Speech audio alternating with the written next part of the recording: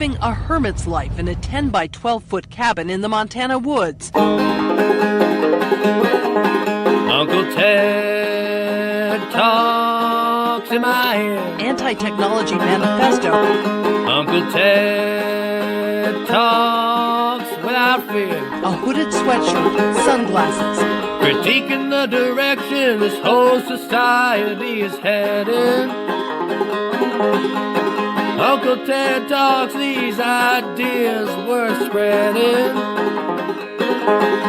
We're touching grass and greener pastures, leaving behind the technology disaster. Uncle Ted talks in my ear. Uncle Ted talks crystal clear. Uncle Ted talks.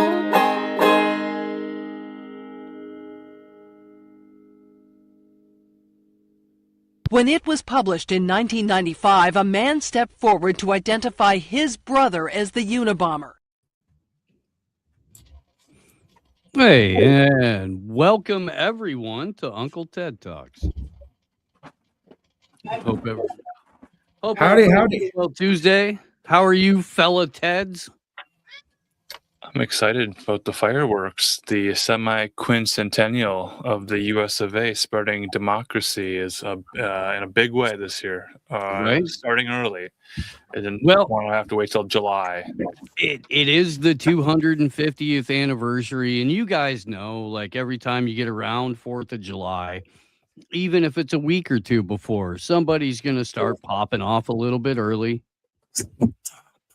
And then you get even closer to the 4th, and you know the people start letting loose a little bit. Well, America has been waiting for this war with Iran for at least 25 years, according to General Wesley Clark. So we're starting the 250th UFC fight on the White House lawn celebration a little bit early. Lots of events planned for it. I heard that they're moving some important documents. They did that in 1976 with a Freedom Train tour, but now they're putting it on a plane. Don't know if that's a great idea. What, the Freedom Plane? The Freedom Plane, yes. Right. As long as Samuel L. Jackson and Kevin Hart aren't involved, it should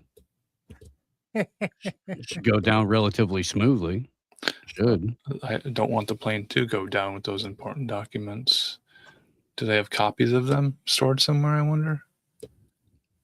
The Declaration of Independence, Articles of Confederation. You know who would know this? Nicolas Cage. If somebody He was a can pilot reach in the out, Left Behind movie. somebody reach out to Nicolas Cage. He is the expert on figuring out where pieces of the Declaration of Independence are. I don't know. I would turn to him before Kirk Cameron. That's for sure. If I want to know why the banana is magical and the proper way to eat one, I will turn to Kirk Cameron. I will. There are 7 original. Yeah, but now the Christians got Kevin Sorbo, and I think I'm going to have to vote for him. I mean, he was Hercules. Yeah. Hercules would definitely take Mikey Seaver in a fight.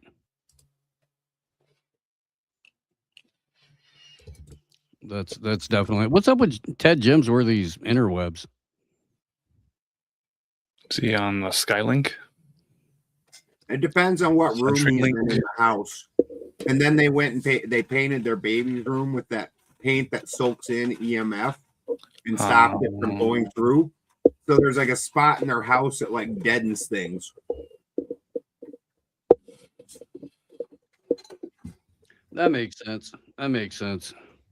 So, are these the equivalent of the United States of America's 7 seals that are being transported?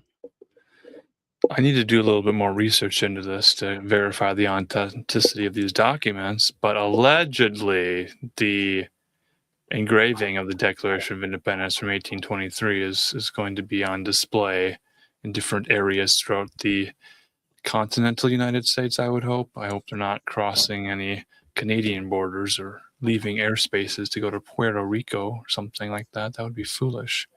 It'd be such a big risk. Right. Airspaces are closing up real tight. Well, only in certain parts of the world currently. I mean, you can, if you want to catch the 10:45 to Brussels right now, you can do that if you hurry. I don't know why I would go to Brussels. To get the sprouts. Yeah. Fresh greens. Protest in front of NATO headquarters. I don't know. Are there protests happening anywhere? No, they've got a bunch of like Miriam Adelson funded pro regime change Iranians, celebrating in Western cities that Donald Trump and Benjamin Milikowski decided to bomb Iran again. Is this beard on beard violence we're experiencing? From what I understand, though, Iran has been, it appears, has been plotting fairly well for this. And when they decided they're going to strike, they didn't fuck around, and they are really being successful in hitting all the targets that they're trying to hit. And they had zero mustache budget too. It's a little bit of that. What it is, what it's been mostly is that the last couple of years have proven that the Israeli Iron Dome missile defense system has major vulnerabilities. So what's been taking place over the last 16 to 24 hours is that both the Iranian Revolutionary Guard to the east of Israel and Hezbollah to the north have been launching okay, you launch a barrage and then we'll count to fucking 30 and we'll launch a barrage. Yeah, it's just fireworks. Well, what it is it's confounding the missile defense system.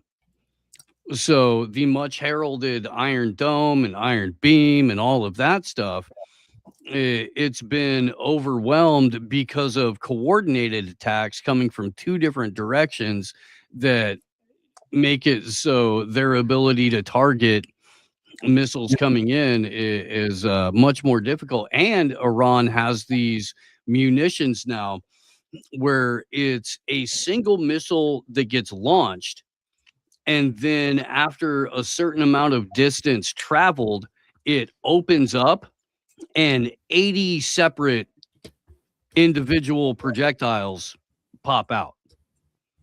Oh, Wow. So like a shotgun. yeah, it's like shotgun shells, except for at fucking 80 cal range, your 80 cal size or something like that. Yeah, the thing I was watching earlier was calling the missiles that are being intercepted. They're saying that those actually they intend on them being intercepted, and they're calling them absorbing missiles, and they're just absorbing the defense so these other missiles get through. They said without it, they said in the overall attack, about 30% of their missiles are getting through, but the guys but with understanding that the first barrage of missiles is actually meant to counter the defenses and absorb it, then he said they're getting close to 100% of the missiles that are supposed to get through hitting target where it should, which is wild.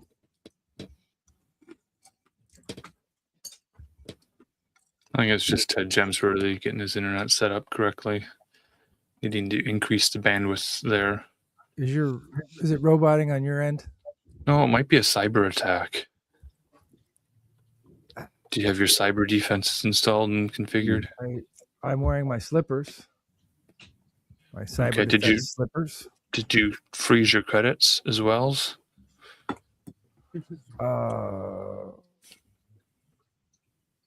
No. There was talk of the Federal Reserve being maybe under attack. What? Yeah, people weren't getting their Social Security checks clearing and at a timely rate. It's all chaos everywhere. Lots of stuff flooding the zone of our attention span. And the time it takes us to verify any claim is much longer than the time it takes to retweet or repost something that sounds juicy. Oh, the disinformation fucking ability is lightning speed at this point. Everyone's a journalist. No one's an editor or fact checker. I guess they leave that to Grok to do. Grok, is this true? That did not take long for that to become the reality for almost everybody.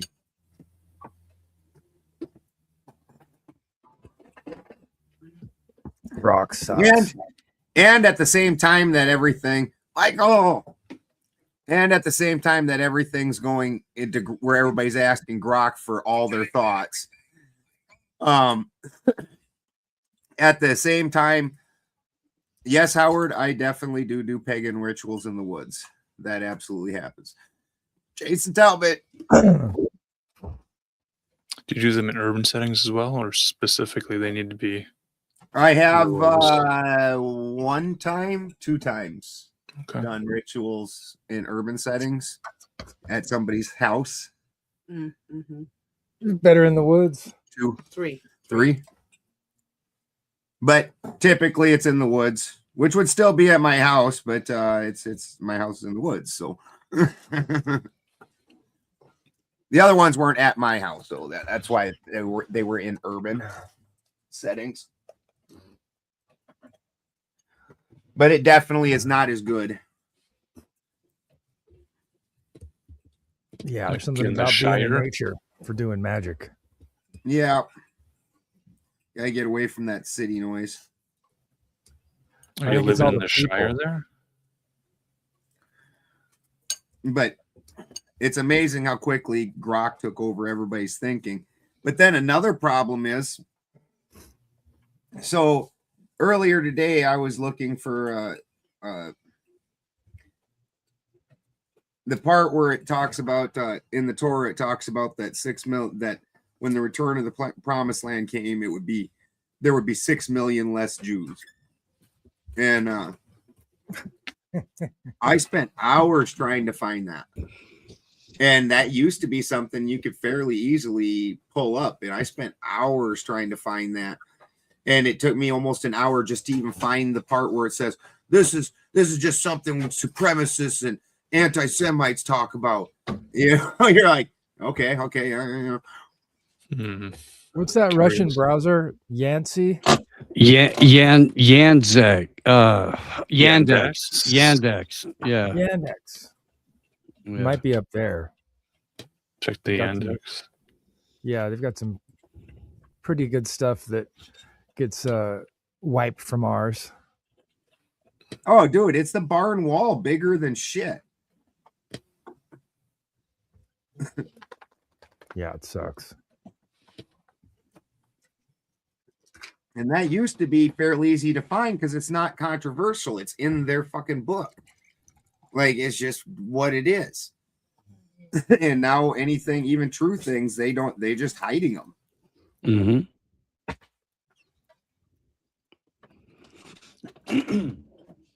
Well, it's treating all of history and information like an optimized Google search. You don't really get to know who did the optimization. Yeah. Yeah. Got some guesses. Yeah. I can guess how big their hats were at least.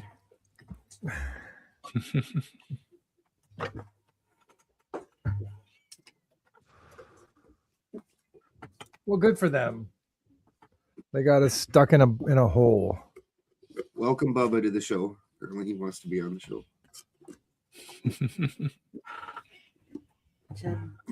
Ted Bubzinski.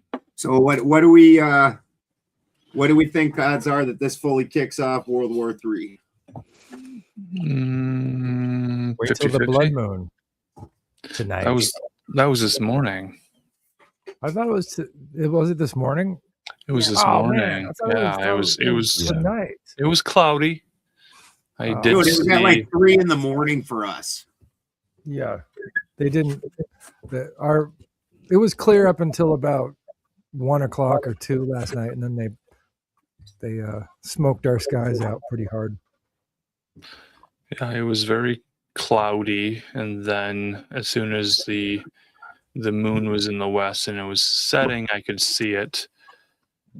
And there was a partial eclipse over it, and then the clouds covered it again. So I did see part of it with my own eyes to confirm that there was an eclipse and they weren't just faking it. But in some of the YouTube chats where they were live streaming the telescope footage from different cities, I was asking everybody if we thought that men physically walked on the moon, and there was some conversation happening in the chats about the doubts. And then they were announcing Artemis missions for 2026, and they keep pushing back the launch of the rockets for all Yeah, they've the kicked that technical can down the problems. road for fucking forever now. Yes. Yeah. Mhm.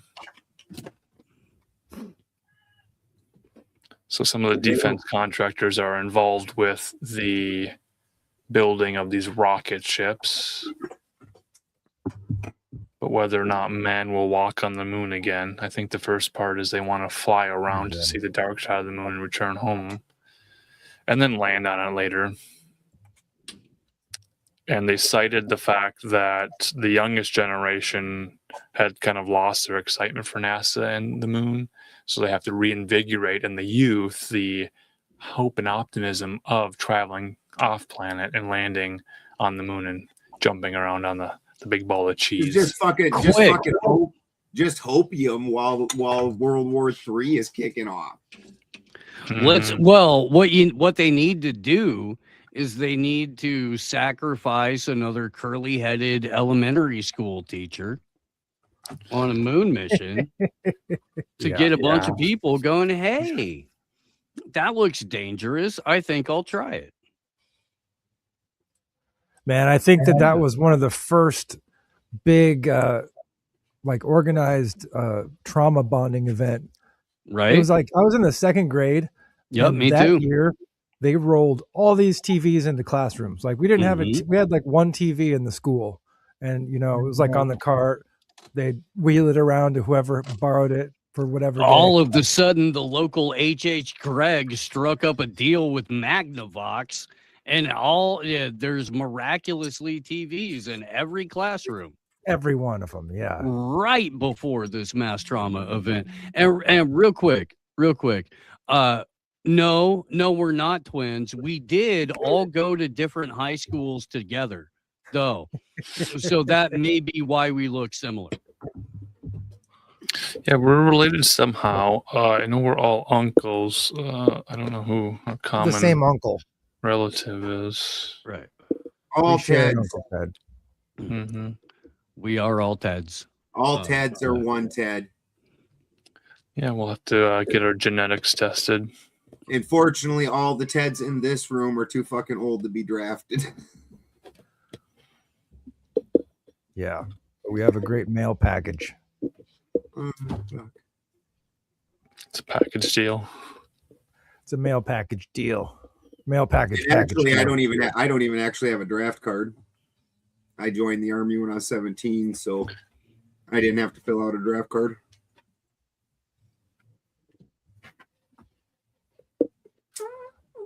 Well, that's nice. Mhm. I'm glad they weren't drafting in our lifetimes. Yeah. That'd be some bullshit. They closed the window on that. I don't know. I think they're just getting enough fodder from inner cities. Carpenter Tom.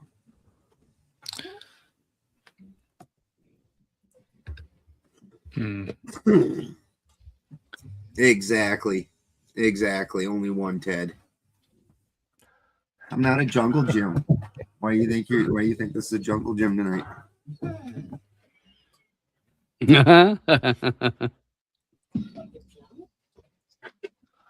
Oh, What do you think this is going to do with the job market? What is it going to do for the job market? Yeah. Which one? War? Yeah, they need to continue to produce. Well, imminently, you can imagine the economy's about to take a dive because fuel prices are going to jack. Once fuel prices jack, shipping prices are going to jack again. That shit hadn't even really come down yet. They're just going to skyrocket that again. Then the price of everything fucking skyrockets. Yeah. Oh, They we're won't be making building these. houses. So people won't be buying new houses because they're not building them, and interest rates are going to go nuts. Well, we know that we're at the point of the fucking of the 08 housing collapse again. We're already at that point. Well, that's the genius of the single-use drone. They have to keep buying more drones. Kamikaze. Yeah, they named it after a boy named Lucas, I think. Well, it's because they're low cost, right? Right. The L in Lucas Yeah. is for low cost, Low cost. unmanned, automated. Fucking combat aerial systems or whatever the acronym is.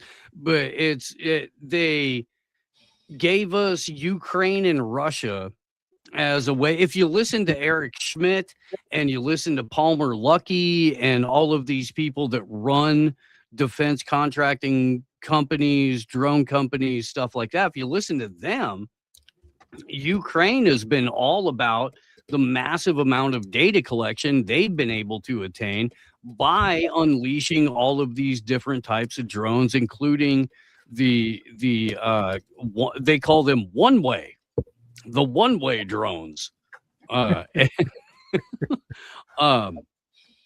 love how soft our language has gotten over the years, but it's been a huge data mining we project. talk about drones being kamikaze. They're like, no, it's one way. Wait, it's going to sleep. We're just gonna put it to sleep. One Direction. Arizona's family news broadcast has a story. They're very proud of they're building this technology out in the Arizona deserts there. You're misbehaving on my lap. You stop. I don't know if they use the K word in that clip or not. What's the K word? Chameleon? Corn pop. Corn pop? Kamikaze, right? Because you can't. Well, we are on unalive. So if you're not aware, kids, kamikaze is a Japanese word for unalive. Because we live in Fisher Price land on YouTube, where grown adults can't say grown adult words because they'll offend the delicate sensibilities of other grown adults.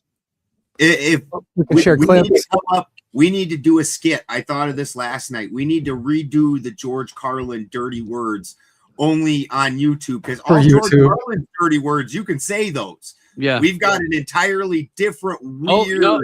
You still can't say one. The F1. Really don't like it. No, it starts with a C. Oh yeah. But you can say it. You actually can. It's Caramel. on TV regularly. Christianity. Jesus H. Country. Yeah. But people say it on shit fairly regularly. Like the George Carlin words are gone, and now we've got a whole new set of words, like the 2020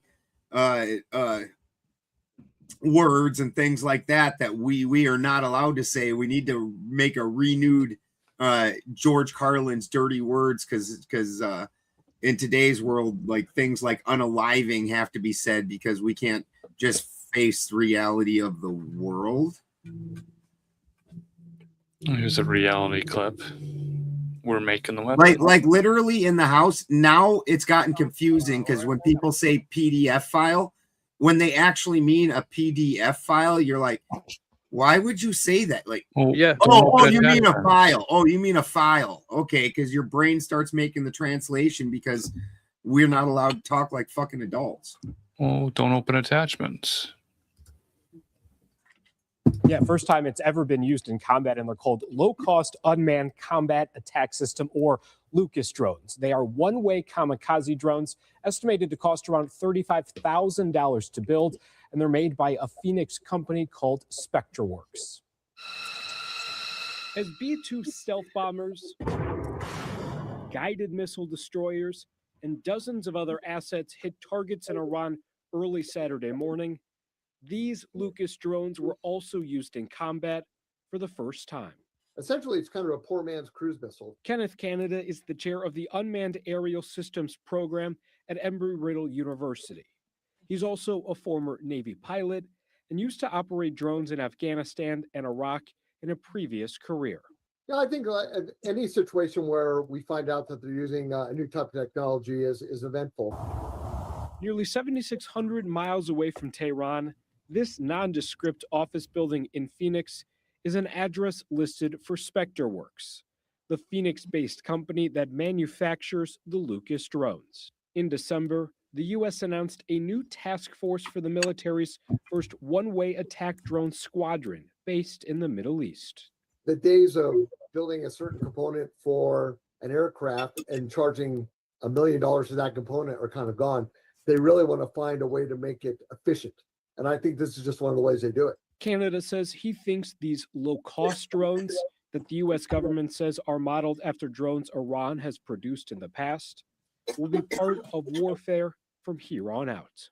I hope that the better government has a hand on this, because the thing that worries me is the low-cost nature of this thing. If you can build this and take a look at it, I mean, there might be other people out there who might try to mimic this. And we did reach out to SpectreWorks, but we're told they cannot comment on the Lucas program. Well, the U.S. says these Lucas drones were used during Operation Epic Fury. We don't know just how many were launched or how effective they were. For now, reporting in studio, Zach Perletsky for Arizona's Family. Yeah, first time it's ever been used in combat, and They called him Kenneth Canada? Mm-hmm. So then they got to mention Canada. So now they're dragging Canada into this. So I think maybe it is a world war. Like I said, and you can't imagine Russia's going to take this sitting down, this whole deal. Like fucking, we're effectively attempting between Venezuela and what we're doing with our naval blockades and with Iran, we're effectively trying to basically Russia paid off the World Bank a number of years ago and basically almost like bankrupted the country basically, and then started over, but now their money's nationalized. And so since then it's a race to stop them from actually gaining an upper hand, because they don't owe $38 trillion to the fucking World Bank like we do. And so if Russia, this is part of why we bombed the pipeline going over to Europe, and then eventually admitted it. And now we're going after all the oil, because one of the big things in the oil world that happened is some of these countries have started trading with people that don't require dollars to make these trades in. And so this causes a couple problems. It allows Russia to trade their oil, and it's going to devalue all of our stuff, and then also have Iran into the mix. And if enough countries quit trading in dollars for their oil, the dollar is going to completely dump in its value. Like the dollar that's already devalued to fuck is going to like turn infinitesimal. Yeah, this is why a year and a half ago I made a T-shirt for the show that said Walmart, and it's the exact Walmart logo except for the little spiral at the end. It's burning $100 bills.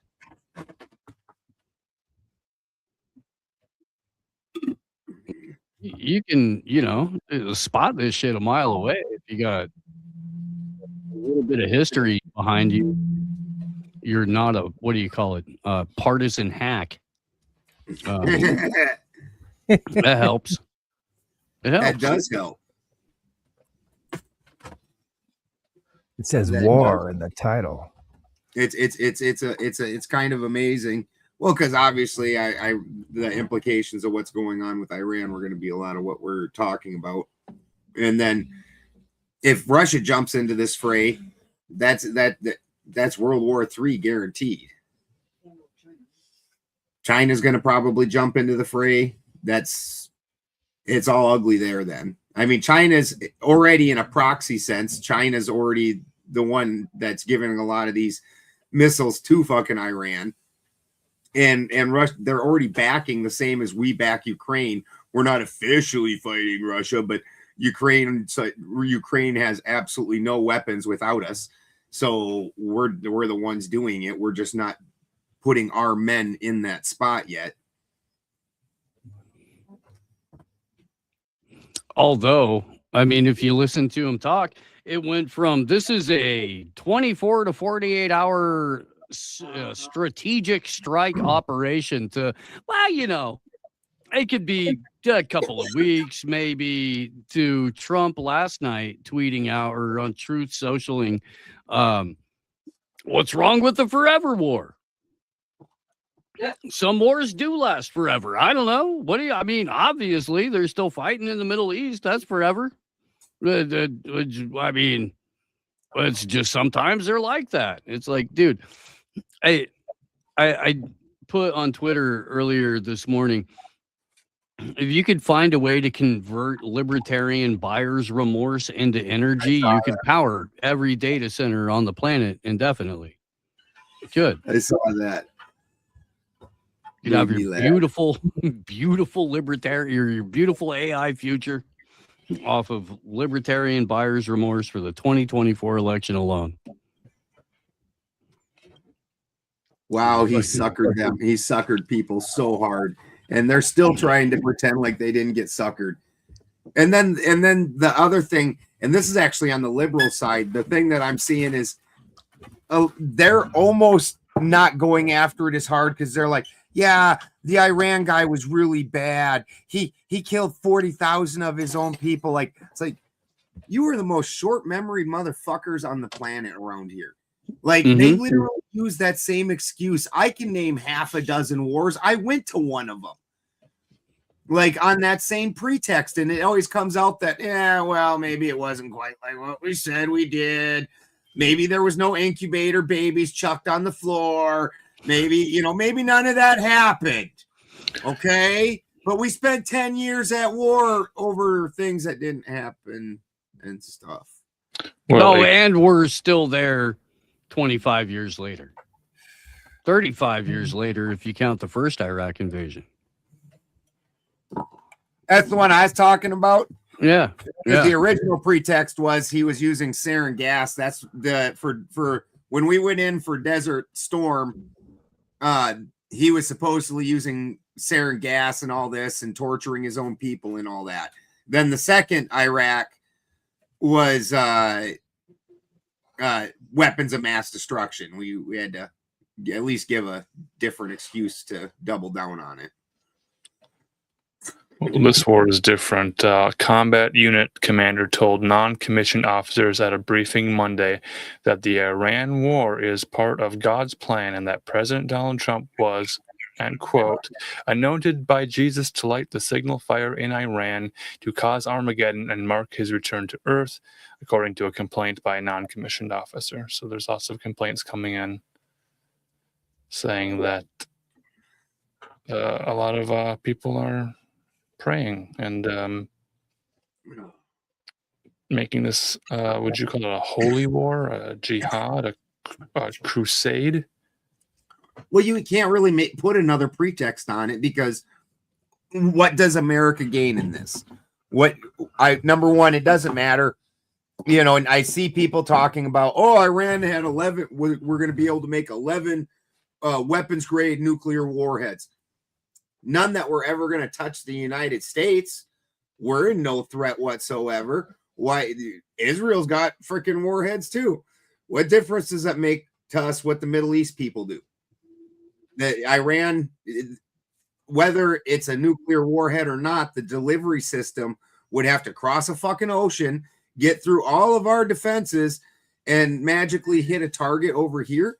They're no threat to us. The United States gains nothing. That it's a fucking lame ass excuse.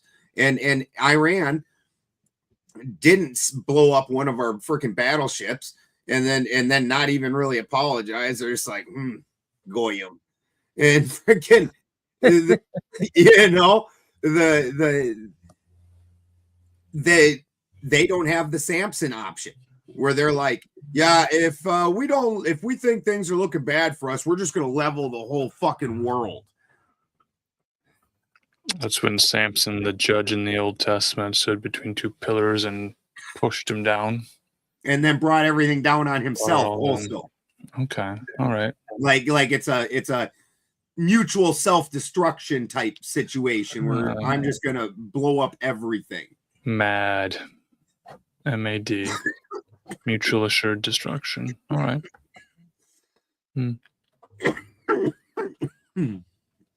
Is that because the Clintons had depositions? I watched part of Hillary's. She was extraordinarily adversarial in what bit I seen. Obviously, I'm sure it was dependent on what interrogator was talking to her at that moment. But I think it was Nancy. I think it was Mace when I was fucking listening and going at her, and it was it was pretty ugly. Pretty ugly. You didn't care for her blue dress? It was like blue on blue. She was all blue. Was Bill wearing his blue dress as well? Well, Bill is tomorrow. Because that was a lot of what they talked about when I was listening. She asked Hillary that if the committee had good reason to interrogate Bill, and she's like, and Hillary's like, well, he's coming here, isn't he? You can ask him. It's like, yeah, but we want to know if there's a good reason for us to do it. It's like, well, apparently there is, because he's coming tomorrow. It was pretty angry. We're gonna bring in Monica and Kenneth Starr, and I hope so. Bring back everybody. All the old favorites. Samson. Maybe Monica's got the Declaration of Independence hidden under that blue dress. Well, that might be. She's just getting it wetted so that way they can use it as a blunt wrap later. Yeah, she keeps it rolled up in a cigar case. Yeah. Little metal cigar tube. Tick, tick, tick. Hidden up inside her pocket. That's how we found out about the hidden messages in it, because the acidity from her nether regions acted in the same way that the lemon juice did, and it actually made them. It revealed the truth. Yeah, somebody send her some pH strips. Get a test going. What is the pH of Monica Lewinsky? Is she based? Like 9? She'd be based to 9 to 14. To get Paula Jones people to come in as well. Does Paula Jones have a whole posse ready to go? The Paula Jones posse. There's so damn much going on. A person almost can't pick like somehow the Epstein files took a back seat. Like I think Hillary's deposition went almost fucking unnoticed. I haven't really seen anybody talking about it at all. I saw the Paula Jones posse down at Chico's shopping for chunky necklaces the other day. Did they walk out with anything? I don't think so. They were just a couple of them were giving the clerk a hard time while the other two were swapping labels on the short dresses in the back. I don't Paula know. Jones is probably completely unrecognizable. She keeps getting these changes to her face. Jesus, you know who Christy this showed me the procedure. other day that was completely unrecognizable? She showed me the Kelly Osbourne. Kelly Osbourne. Yes. Oh my How the fuck gosh. did you guess? It's that bad that you just guessed, and we did. Marcus and I did not talk about this at all. I mean, he is my handler. I think he's probably got monitoring devices and heard the conversation, I guess. I was gonna say Jim Carrey, but That's that one, but you could no. still tell it's Jim Carrey. I mean, it definitely don't look right. It looks like what's that stupid horror flick where they lock the people up with the puzzles? There was like 8 of them. Saw. Yeah, Saw. He looks like the Saw dude with like extra big cheeks and shit. oh, saw Jigsaw, yeah, Laura Yeah. Loomer. Just Yeah, he's got that after Laura Loomer look. Halloween. Yeah, Oh God. But he's still, you can see Jim Carrey under all that. You can still kind of make it out, at least it resembles Jim Carrey. Kelly Osbourne, like, what the fuck? What the fuck is this? The rubber mask on that Jim Carrey guy was pretty good. Apparently, it was some kind of makeup guy, some impersonator, had a really realistic Jim Carrey mask that he made, according to something I saw today. So it's hard to say what is real and what is not real. Nicholas Burnett says that's Jim Carrey just after hardcore antidepressants. Yikes. Yeah, Yikes. that guy got ran through the ringer over the last decade. Yeah. Yeah, people don't want to remember he was like the original blow the whistle on the vax system and everything. That dude was like the original. Jenny McCarthy. Yeah, and he got They killed us ran for through that. the ringer for that. Oh yeah. Like everybody thought he was such a fucking madman and blah blah, and here we are a few years later, and everybody's screaming, "No, you ain't putting that in me!" Like Jenny McCarthy, she had some kind of show that she was hosting on MTV, I think. Singled out. Singled Out, is that what it was? I don't know. Let's see. I heard that she would just fart on set, like right next to the person she was talking to, and like keep a straight face to see if they noticed it. I noticed a severe lack of dating shows. She's one of those women. Yeah. oh god, that shit's hilarious. She was in Scream 3. I didn't bring her back for I'm telling Scream you, 7. Puppy Jack. Like, what the fuck, right?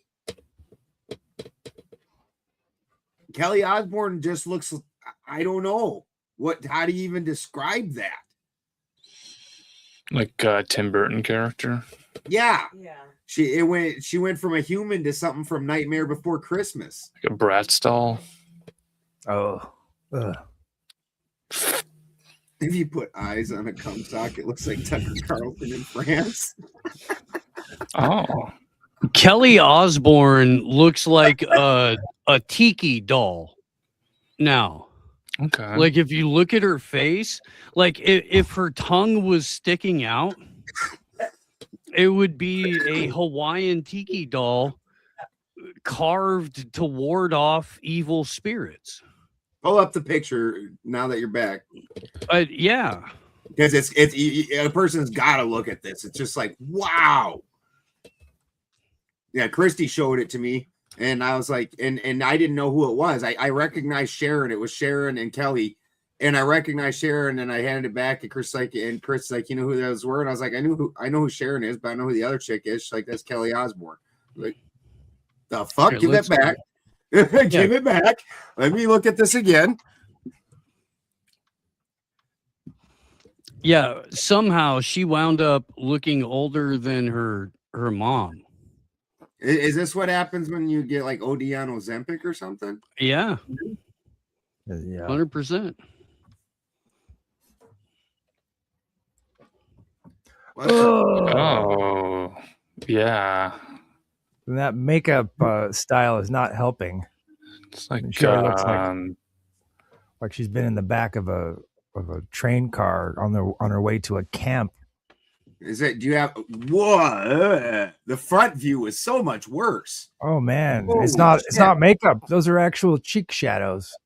Dude, like legit. She Shakespearean. kind of looks like anybody that's seen Army of Darkness. Oh, it's- Mm-hmm. Like, Yeah. oh fuck. Just- Well, with the feathers there on the boa, every time, because this was a recent award show, all these pictures are from, and they've been all over the interwebs, and I'm like, she looks like she belongs in the fucking Dark Crystal. Edgar Allan Poe. right. Yeah. Skexy? Yeah. Oh yeah, I could see it. Yeah. Try on my fire. Uh-huh. Netflix. Bring her back for the conclusion to that revival that you didn't finish off. It got too expensive. Well, Ozzy, to be Age of fair, Resistance. Ozzy's wife does look like Ozzy now, but when Ozzy died, he looked like a woman. So I mean that's just fair. The Irish and the English age one of two ways. The men either turn into a spooky witch or they turn into an old baby. And you'll get like bald English and Irish that have nary a wrinkle on them and they're just cherub faced into their 70s and 80s. Or their faces will get sucked in, they'll get super wrinkled up, and they'll look like a spooky witch. And Ozzy looked like a spooky witch, and he married a spooky witch, and obviously his daughter's a spooky witch. So naturally, when he aged, he would age to. Can you imagine old baby Ozzy Osbourne, like a Bobby Kelly or something like that, but it's the Prince of fucking Darkness? Imagine Jim Norton, that little fucking worm, but he's Ozzy. It wouldn't work. He had to age like a spooky witch. He couldn't age like an old baby. It would have been all wrong. All wrong. This is Kurt Metzger's theory, by the way. I'm sharing it with you guys in case you haven't heard it or you don't know, but Kurt Metzger came up with this theory probably 20 years ago. Oh, your friend that doesn't come and talk to us himself? He works Tuesday nights, dummy. How many times do I gotta tell you that? Oh, it is Tuesday. Probably night. until he comes on. We'll have to change the night of the show. I have to do a special show on a special night. Right? A very special episode. There's more Teds than just Tuesday Teds. But yeah, no, Kurt came up with that theory based on proximity to both Bobby Kelly and Colin Quinn. And he was watching Colin Quinn turn into a spooky witch while he was watching Bobby Kelly turn into an old baby. And he was like, holy fuck, you mix are all the same. You only go one of two directions. So like Gollum getting the one It's ring. genetics, but Yeah. also I feel like whiskey's involved. Perhaps certainly with Ozzy. How fucking yeah. old is Kelly though? Isn't she quite a bit younger than I am? Not much, man. She's like 46, dude. Let's consult the book of knowledge, so I'm sure, but I've been seeing some stuff about her lately. Right? Because she looks crazy. Well, I thought she was younger than me. Oh, she's 41. That's what 41. I'm saying. Sorry. She Way younger. fuck. 40? She's 41 years old. Yeah. Well, America is 250 years old. Does it look its age? That's like your fucking best years where you're like you look like an adult and you haven't started falling apart yet. She looks like she was sandblasted. So I don't know, man. I agree with Howard here. I think she looks like a vampire. Look her up in the Necronomicon. Yes. Yeah, that's some scary shit. Like it's wild how weird these people are looking. Like the dystopian novels that I'm more used to, like I seen Tom Carpenter earlier put 1984, and absolutely anybody that's read 1984, holy shit. They didn't burn all the copies yet. All up in that. Well, the internet's the barn wall. And the internet's the barn wall, bigger than shit.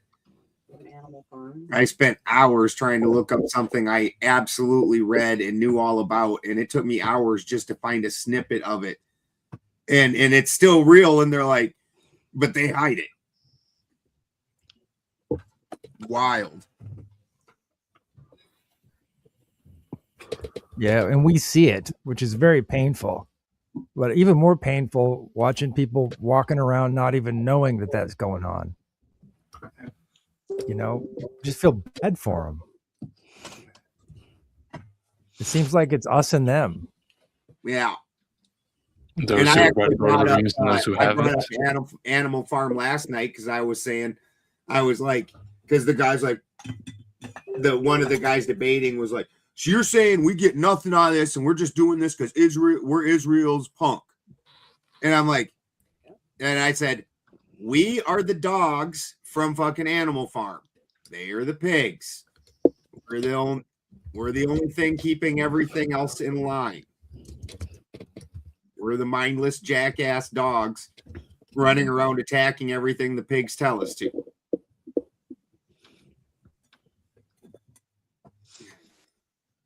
Mouth of the South said he's 55 and looking great. I mean, that's his opinion, you know. But yeah, I agree that he's 55. I will fully co-sign. Yeah. I don't know if you guys saw or not, but Hillary Clinton and Bill Clinton were called to. Hillary was. Bill's tomorrow. No. Bill got the post. We rolled footage of it this morning. Oh, he got the post already? Yeah. I thought it wasn't until tomorrow. Yeah. I do have a very short live look at Hillary's testimony. This is when I believe it was Representative Nancy Mace. That's hilarious. That's the only part I watched. Brought up Pizzagate, right? Where she like gets a little upset. This may be a different camera angle than the one that you saw it from. But let's go ahead and roll it. Typical behavior. Oh, for heaven's So I would like sake. to understand how that's permissible. It doesn't Excuse matter. me. We all are abiding by the same rules. I will take that down. Yeah, So I well, would like to take a break at this yeah, moment. I'd like to have I'm a done conversation. for now. Go off the record. Go off the record. Yeah. So Oh. I don't mean to be crude, but I makeup think that's wasn't the quite horniest as she's ever fresh. been. Her makeup wasn't quite as fresh on the version I watched. She was looking really good there. she was. I mean, top form. Katie! For sure. Top form. Yeah, Come she and was join really us. looking good there. Yeah, that is literally Nancy Mace, and I was like, as I was telling these guys, it was very contentious. Like the parts that I saw, I didn't watch a lot of it. Obviously, it's a little overwhelming right now. The creepiest thing to me, I think, was Bill Clinton in the middle of his deposition, like being shown pictures of him with minor minor girls in hot tubs and various different situations. None weirder than this. This is 38 seconds. If we have to, we'll pause it 15 or 20 seconds into it, but this is Bill Clinton staring at what is evidence, which is a picture of him in a hot tub with 2 underage girls. Did he put cotton on his head? No, that's the watermark from the outlet that retweeted this, that being the GOP House Oversight Committee. On the Somebody top of his totally head. needs to do an air bubble of one of them thought bubbles above his head. Them were some hotties. VH1 pop-up video style. Yeah, exactly. Like, them were some hotties. That was What? the good days. Just watch. Like, Just watch. His lawyer is like, my guy, maybe you shouldn't be staring mouth open, Pepe Le Pew drooling over a picture of you with underage girls. Perhaps don't saunter down pedophilia memory lane. This is a bad look, dude. This is a bad look. You're my client. I'm obligated to. and even I'm sitting here going, fuck, you're guilty. Yeah. I'm obligated to snatch these pictures out of your hand to make you look like less of a, drooling, leering creep. And Bill Clinton goes, hey, not so fast. I'm not sure you realize who you're fucking with. I'm Bill. And he goes, no. I'm going to take this one back specifically. Watch. What is he doing right now? He's putting spit on his finger. He's getting ready to give it the old. You have no idea how correct you are, Ted Bennington. Oh, fuck. I've done this move before. Oh my God. He gave it the lick and diddle. Oh, fuck. He Look did. at the smile on his face. Holy fuck. He's like, God damn. Memory lane? I was an old dog. Hey, I'm just saying, I was pretty cut back then, right? Did Bill request that his lawyer wears those the pearl? Are the you pearl trying necklace? to tell me that if you had a chance in a hot tub with these two fine, look at this. I can't take my eyes off it. Look at it. Madam Barrister, I just want to make it perfectly clear right now. There's one of two ways you're leaving this deposition with a pearl necklace.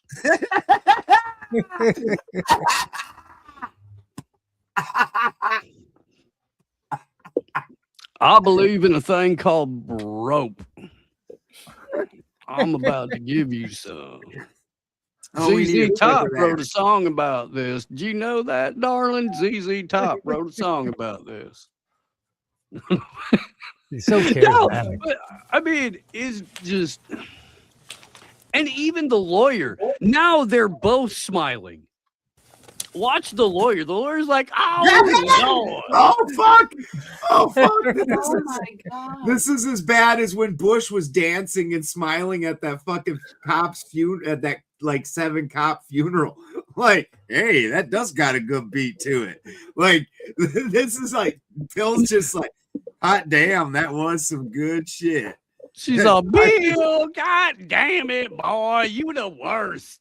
You just the worst. Give me them papers. All You right. old let's- dog. You Let's- still got it, Bill. You Let's still wrap got it. this up. You still coming to my grandniece's birthday party this weekend, Bill? Yes, ma'am. Yes, Well, ma'am. she ain't I am. 18 yet, is she? Is that his wedding band? Is he still wearing his wedding band? Yeah. Oh, yeah. Yeah. Okay. Yeah. All right. It's a GPS tracker. All right. What is extra funny is that in this deposition, Bill Clinton said under oath, I was much closer to Ghislaine than I was Jeffrey. And the day before, his wife was like, I don't know why this lady that you say her name is Ghislaine Maxwell, who we never met before in our life, was at our daughter's wedding. She must have been somebody's plus one. I don't know who this broad is. Like, you guys can't even keep your story straight. and you're going to go in front of the same Congress critters one day after the other. And one of you is going to go, I don't know who this freaking broad is. And the other one's going to go, that's the only woman I've ever talked to outside of my wife, and the one I got impeached for, and the 7 I got sued for. And, you know, a couple of those low-key abortions I settled earlier in my career. Yeah, but like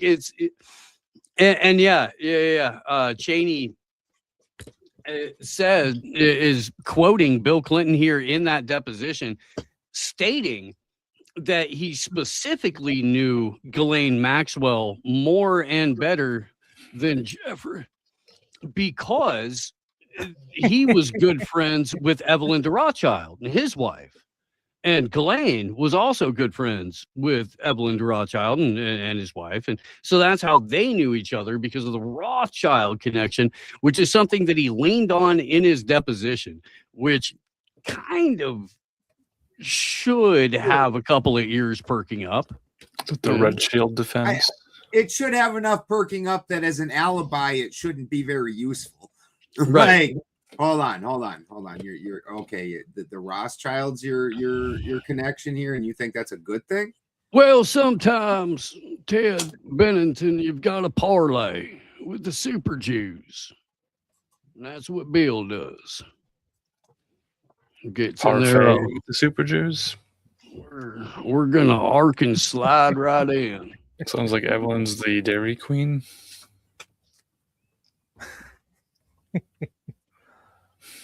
Why don't you shut the fuck up and put on this blue dress? That is not where you put that cigar, man. How's about a cigar? No, it doesn't go in your mouth. Aged. They're aged just right. Not a day over 19.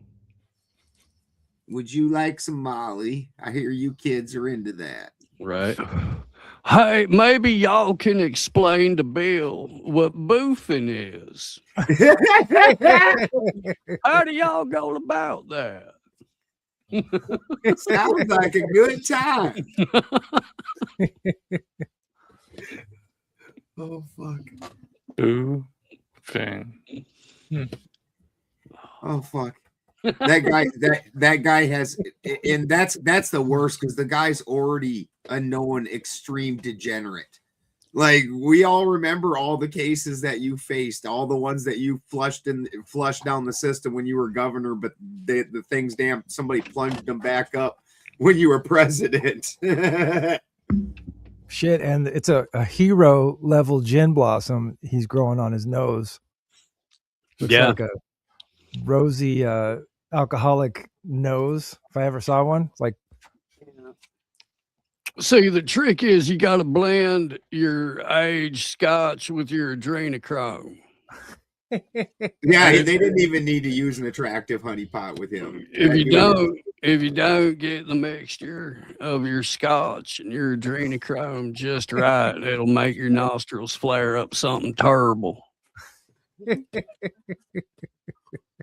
What the hell was that one horse-faced broad that he got in so much trouble for having sex with when he was governor?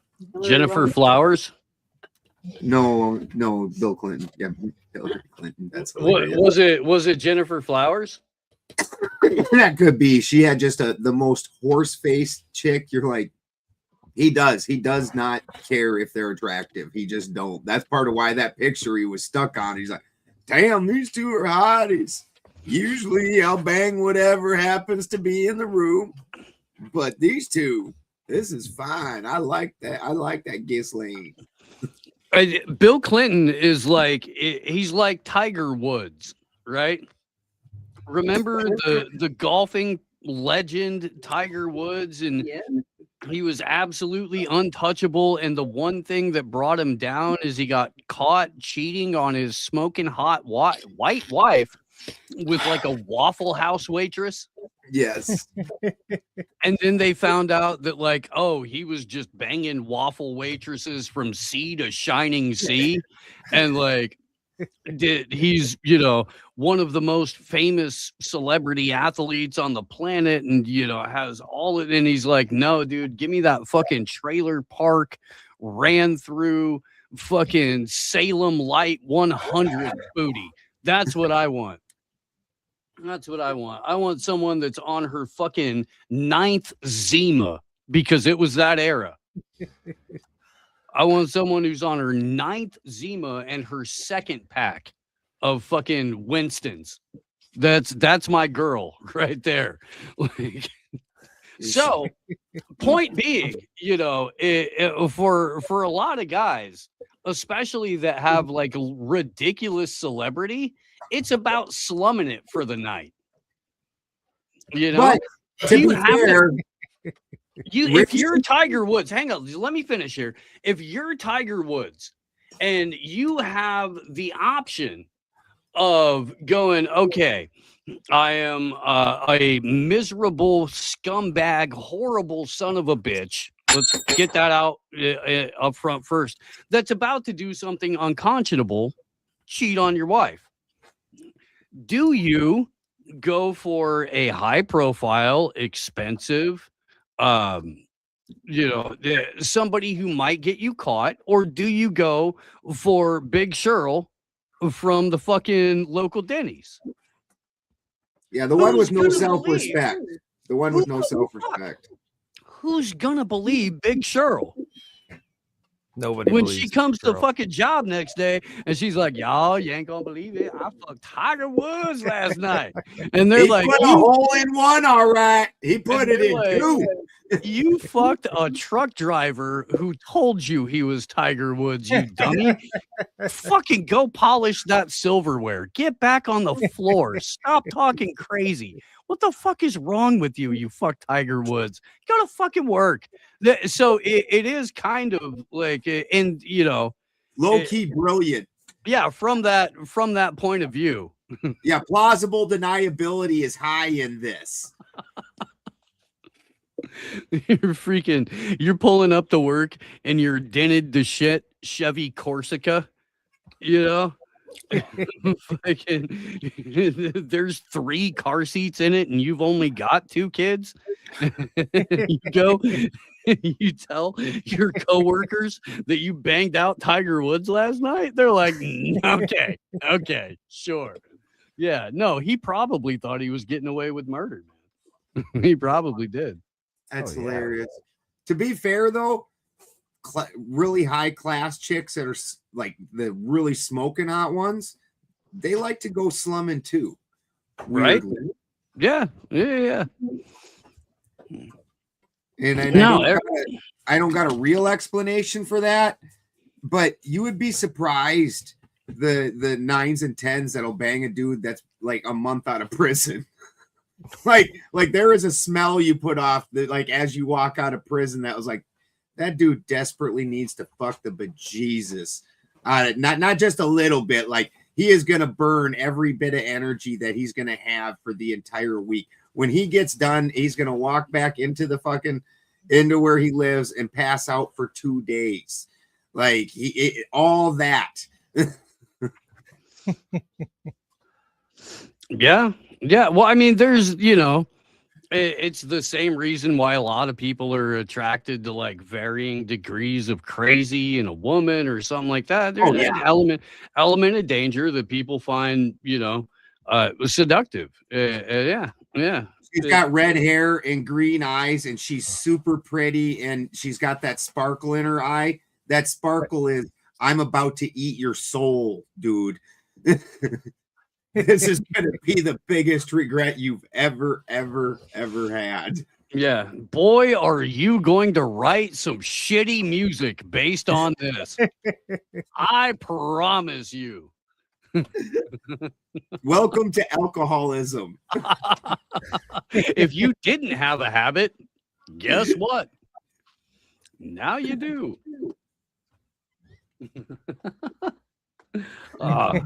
Good stuff. It's good stuff. I maintain that you should find complementary crazy as opposed to diametrically opposed crazy, and that's good advice. Where you get A blessed union.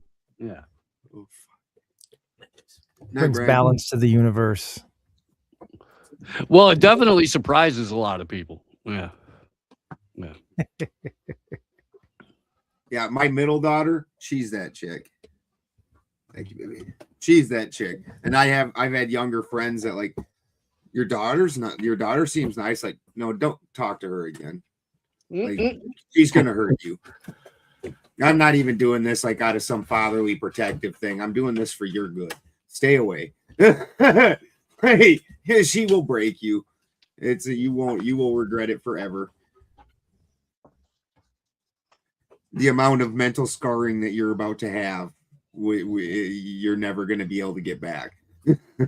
See, it'd be great to get that advice, but a lot of people don't want to hear about it. They're like, "Oh, I'm in love. Shut up, man. It's different." No, this was before that ever happened. I told him off beforehand, like, no, don't try and walk down that path, bro. It's. Did he listen? He listened. Yeah. Yeah, like I said, I was like, I'm not trying to protect being a protective dad. She does all kinds of crazy shit. I can't stop her. Like, she's a grown adult, you know. Like, but this will hurt you. You won't like it. I know she's pretty. I get it, but you aren't gonna like it. She will break you. That's good advice. In that case, like for as much as they talk about that chicks want a dude that they can fix and change, and all dudes want a chick that they can be a white knight for and be Captain Save-A-Ho. And the problem is you know, fine being the man of the situation and being the but if you're trying to be Captain Save-A-Ho, you just gotta remember that she was a hoe. Like, holy shit. She is gonna use up everything you got and then walk on, and for the rest of your life you're gonna hate it. Yeah, she's a grown. Well, I know she has a house and 3 kids, and she's married and all that. So I don't know. She's my least out of my grown ass kids that aren't in college or whatever. She's the one that still causes the most dumb shit. My oldest, she's really squared away.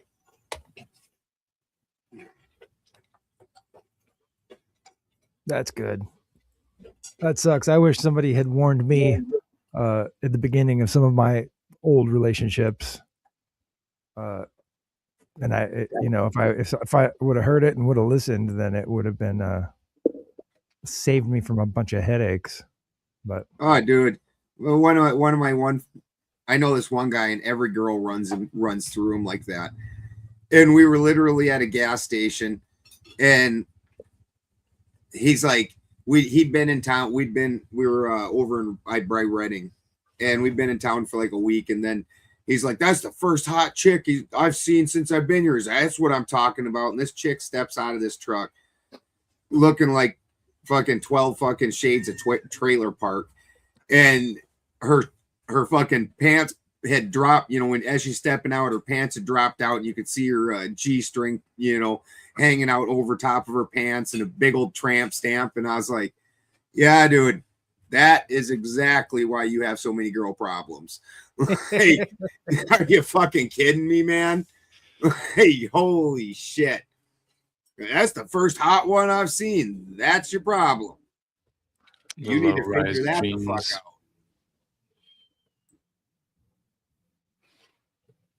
yeah, stay away from strippers and hairdressers.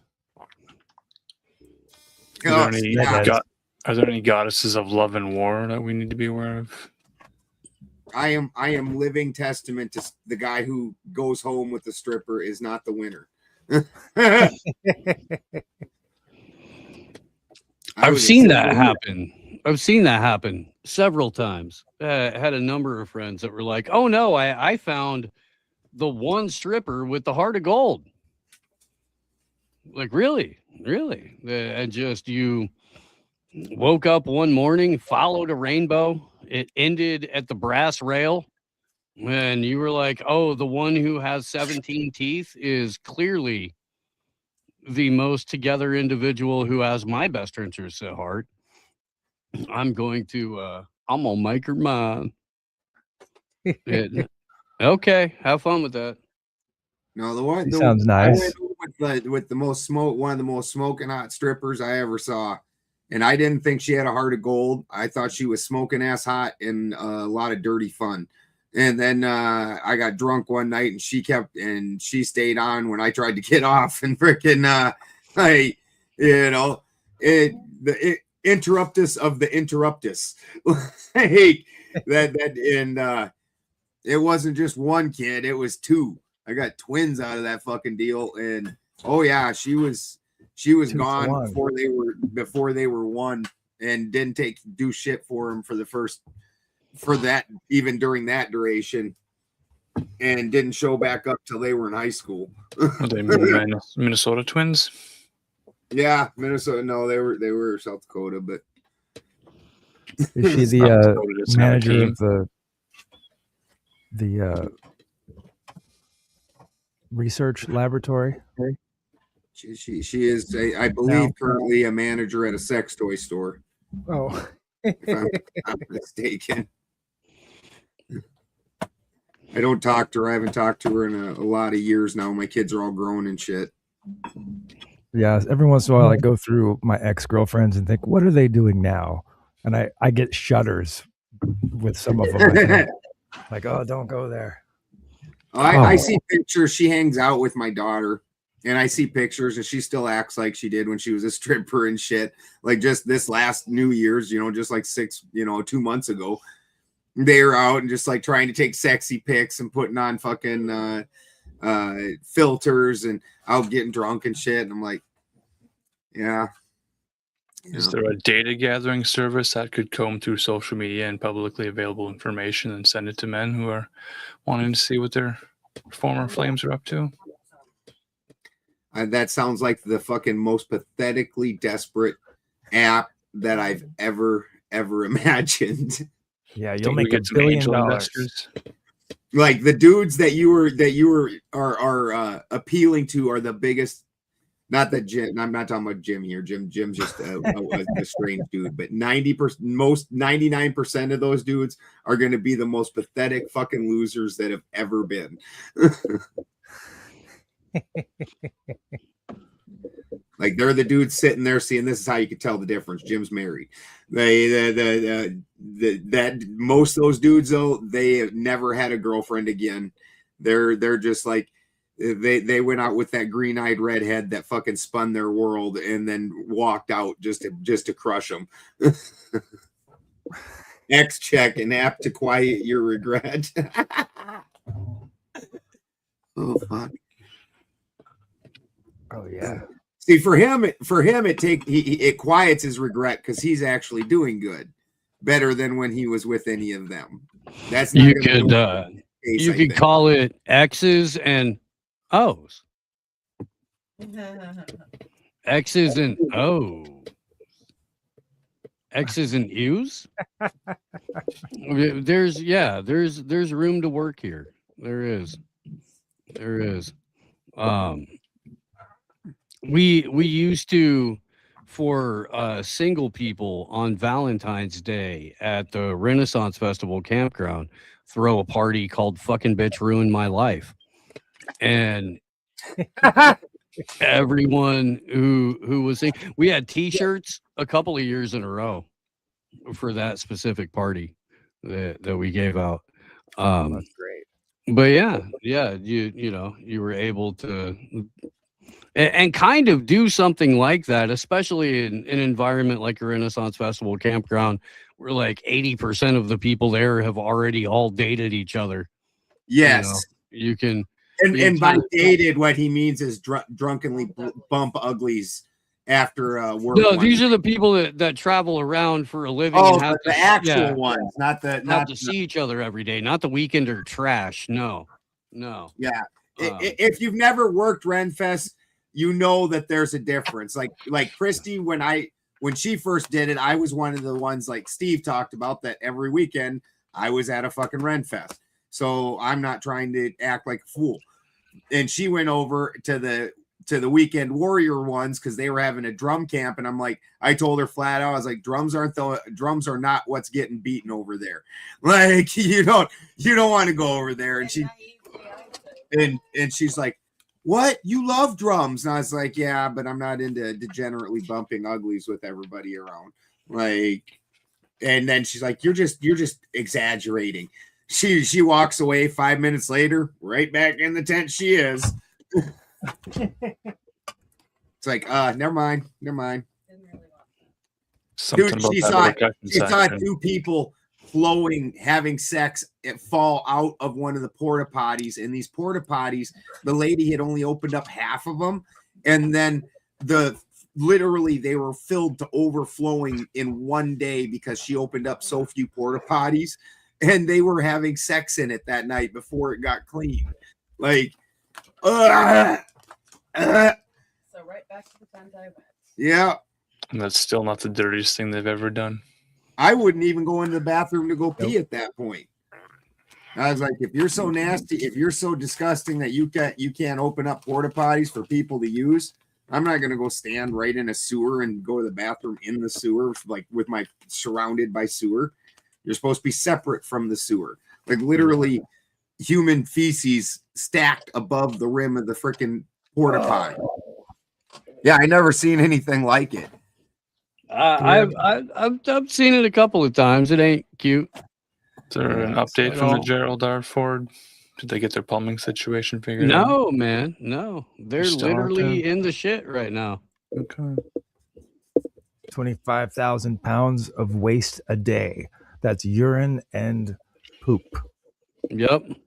25,000 pounds is how much the crew of 4,600 people would make in one day.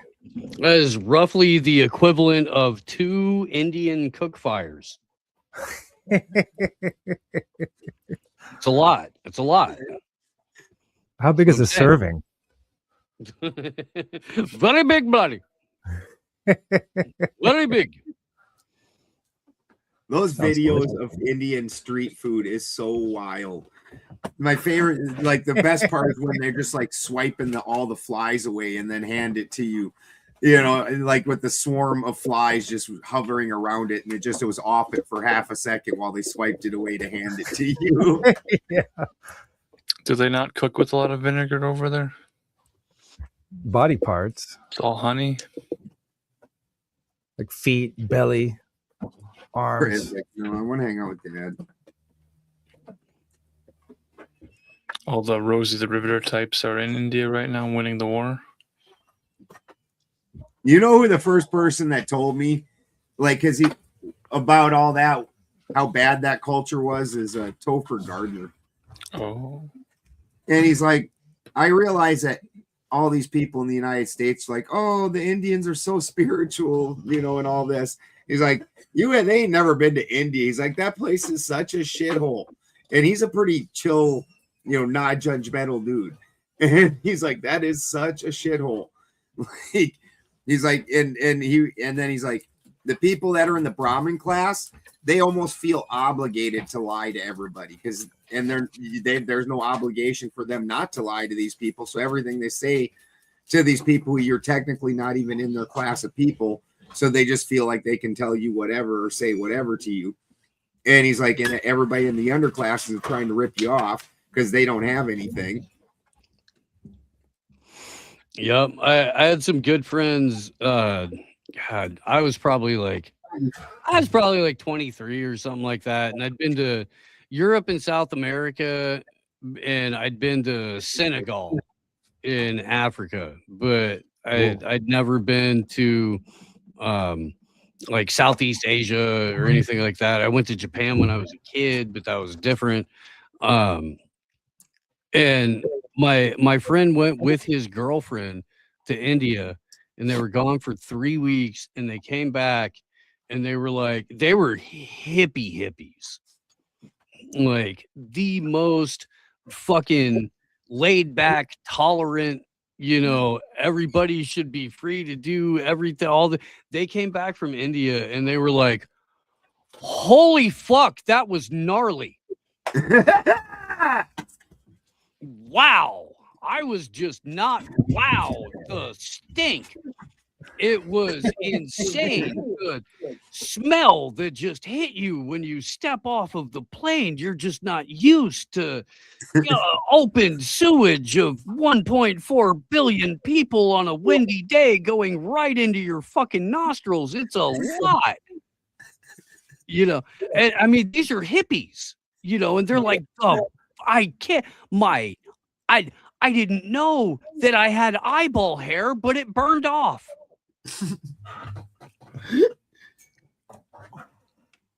And again, I mean, just the most like peace-loving, I mean, but beads and hemp bracelets and shit like that, and fucking like I think the guy fucking spent more time playing hacky sack than he did playing guitar, and he was a great guitar player, And yeah, they're like, no, it's insane. Just you should never go, never, ever go. There's no spirituality there. It's just sadness. It's sadness and a lot of poo. Don't do it. Don't. Yeah, it's Topher's in the piss drinking cult. He still was disgusted by that place, and he drinks his own pee and rubs it in his eyes. Like, and that was still too far for him. And he's also kind of, that's hilarious. Like, if you thought that their hotels smelled bad, wait till they are grouped together. I'm gonna put a thing in the Telegram group that even though it's for free, we would probably get in trouble if we played it because it's Ben, and they hate it when we play clips or anything. But there's a stand-up comedian named Aaron Berg who just released I don't know, it's 8 to 10 minutes of just a rant of him performing comedy at some convention in a hotel or something like that. And there's the next room over is like an Indian wedding party or something like that. And it's him freaking out for 8 to 10, 12 minutes. And it's called Stink.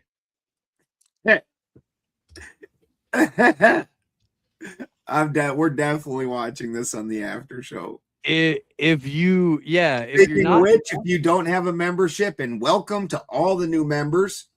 Yeah. We put up a ton of member only content where we really just don't give a shit. It's just for our members in the first place. So we hang the balls out. I don't scream. Well, Steve's never there, but I don't. Jim makes sure to take his place as soon as Steve's gone. It's like, what do you mean we can't play 83 videos? What do you mean we can't watch a fucking mainstream movie on stream and while everybody else is watching that's in theaters? What are you talking about? Neither of us say that. You exaggerated. I might have been exaggerating slightly. Every other Tuesday we watch Labyrinth and we sing along. Ted Allen does that. None of the rest of us are there, but Ted Allen does that every Tuesday. Yeah. You remind me of the. Don't do it. Don't do it. From the collarbone, from the collarbone down, Ted Allen ritualistically shaves himself to the Labyrinth soundtrack. It's also, but you got to understand that there's a function to this, Steve. It's not just like it's a weird sexual kink. Wait, hang on. We got to congratulate Howard for becoming a new member here. Thank you very much, Howard.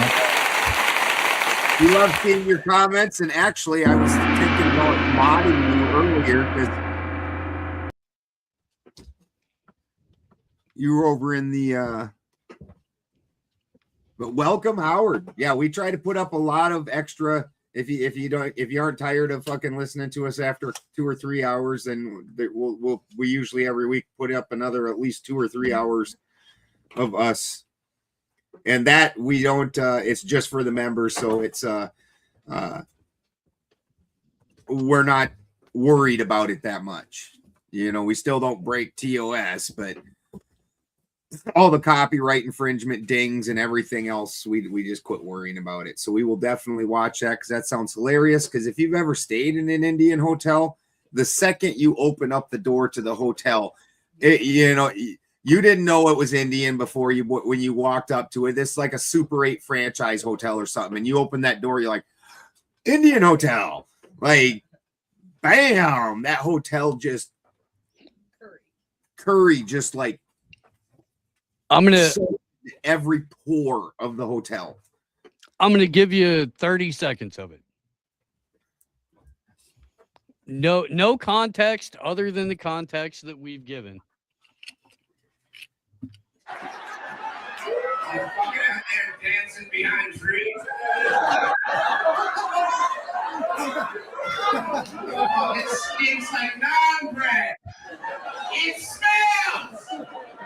You gotta go tell them you're a black lady. I can't go tell them. You gotta go out there and say you need to turn the stick down because we smell you in the fucking road. All right, got it.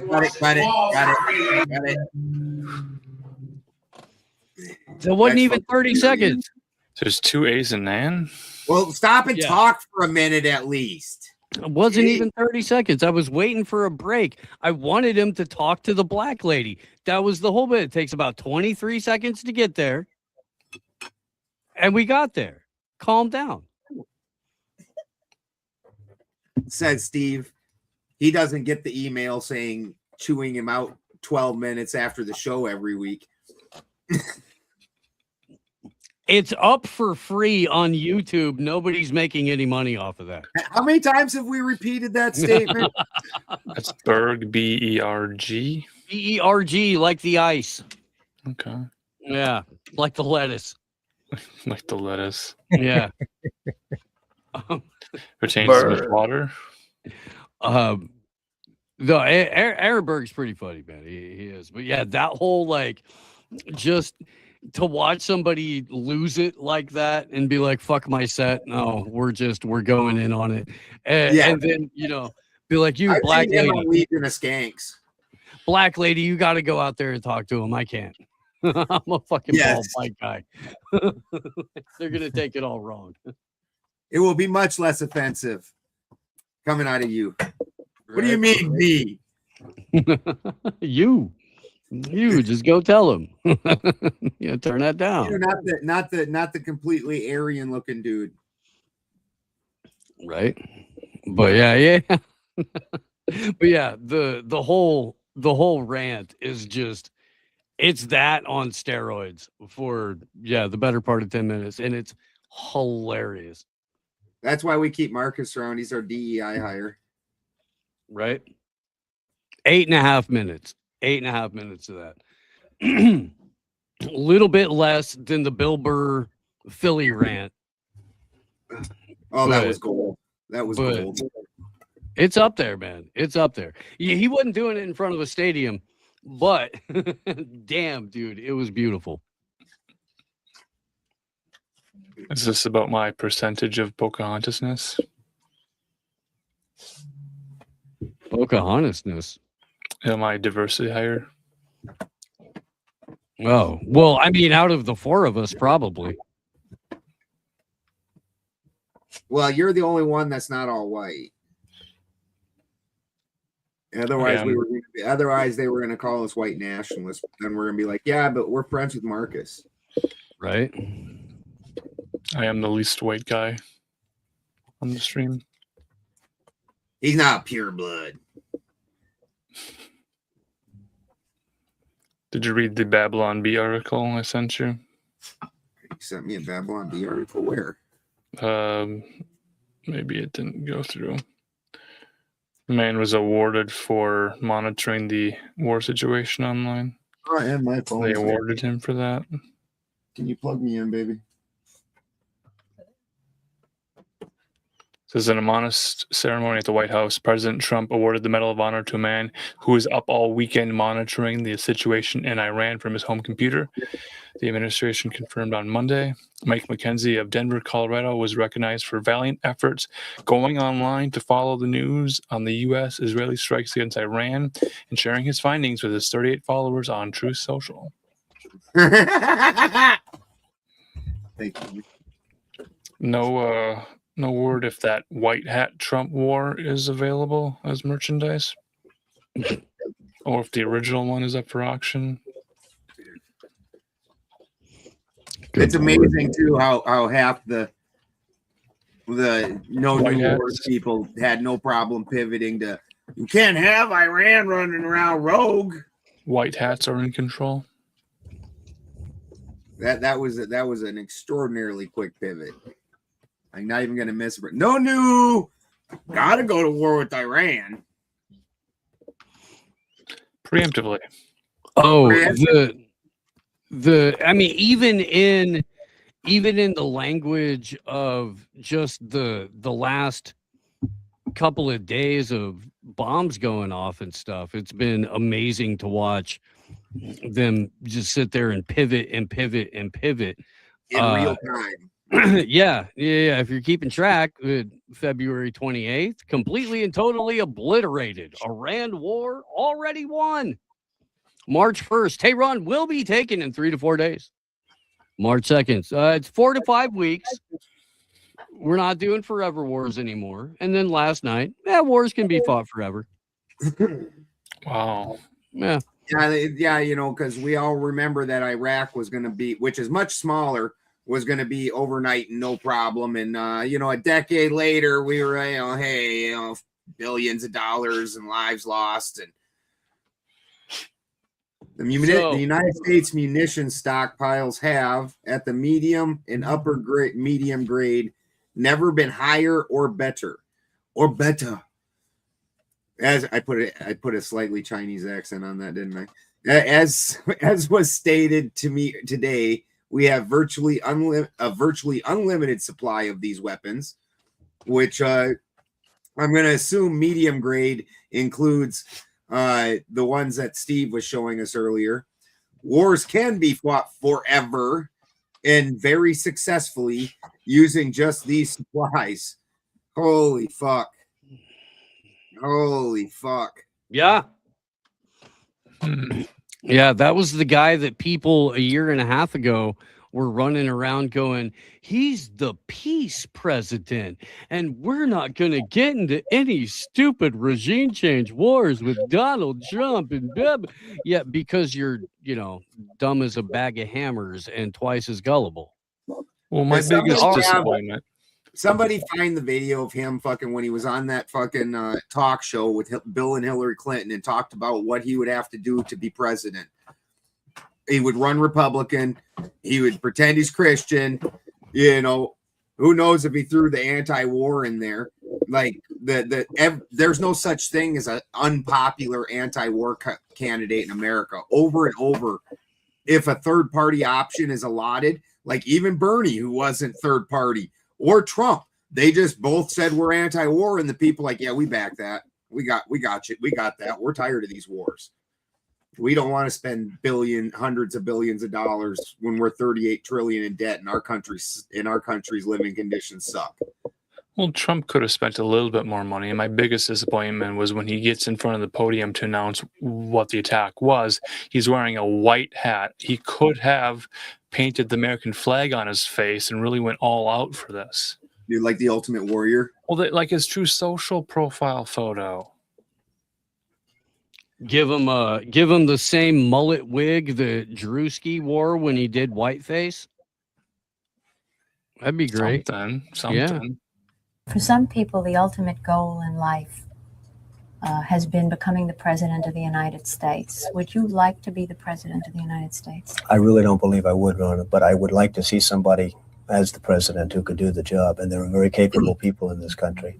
Most people who are capable are not running for office. Most men are frightened of politics today. It is a shame, isn't it? Yes. It is a shame. Right. The most capable people are not necessarily running for political office. And that is a very sad commentary on the country. They had major corporations and they had this and that, but they are not running for political office. Why wouldn't someone like yourself run for political office? You have all the money that you possibly need. You've accomplished a great deal, even though you are only 34. I know there's a lot of things that you possibly can do in the years ahead. Why wouldn't you dedicate yourself to public service? Because I think it's a very mean life. I would love and I would dedicate my life to this country, but I see it as being a mean life. And I also see it that somebody with strong views and somebody with the kind of views that are maybe a little bit unpopular, which may be right, but may be unpopular, wouldn't necessarily have a chance of getting elected against somebody with no great brain but a big smile. And that's a sad commentary for the political process. Television, in a strange way, has ruined that process, hasn't it? It's hurt the process very much. I mean, the Abraham Lincolns of the world, Abraham Lincoln would probably not be electable today because of television. He was not a handsome man. And It's the wrong one. I thought That it was is the wrong one. I thought it was that interview though, or was it the Barbara Walters one? I think it was Barbara Walters. Walters. Bob. It was one or the other.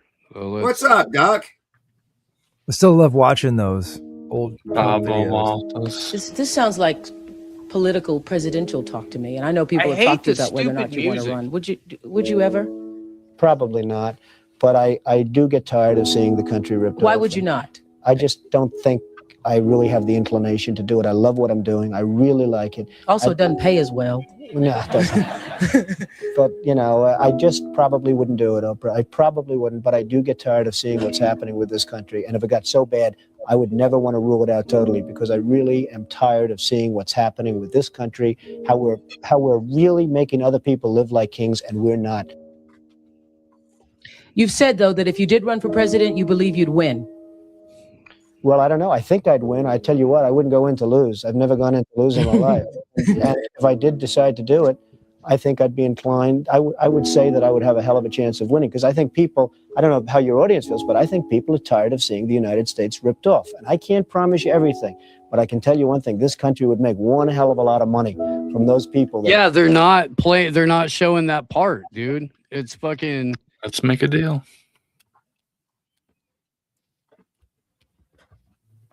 Oprah. What's up with that lady? Yeah, the tunes are what get in trouble. You damn straight. Anytime you play any kind of music, Steve played music by like his, I don't know, vaguely related person, and fucking, we still got nailed for it. Must be a very famous Or piano if you piece. whistle a tune, you know, that's the end of that. Sounds like music.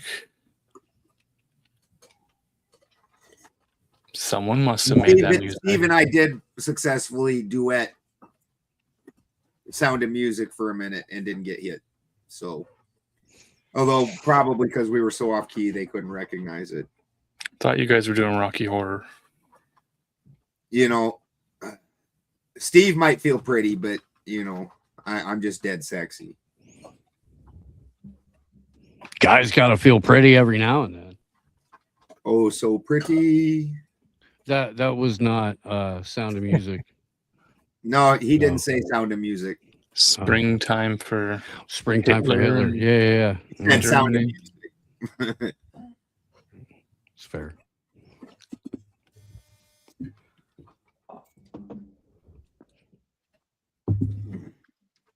I The did not script has been written. of Oprah tripping on stage. And Cheney said that wasn't a real clip of Trump saying that. You know, I've heard that. And I've heard that it was like a misattributed quote, or it was just a screenshot. I don't know. The internet's a weird place. It is, but I'd swear I watched that years ago. Yeah. You would think before the fuckery was as high as it is today, anyways. But I recall him saying, and see, I thought in the video I saw him doing it, he was sitting with Bill and Hillary, and I thought they were laughing and yucking it up about it. Does anyone have an urge to? Because he was a Democrat. adopt hung a out with dog him. or Adopt a donate what? to an animal shelter?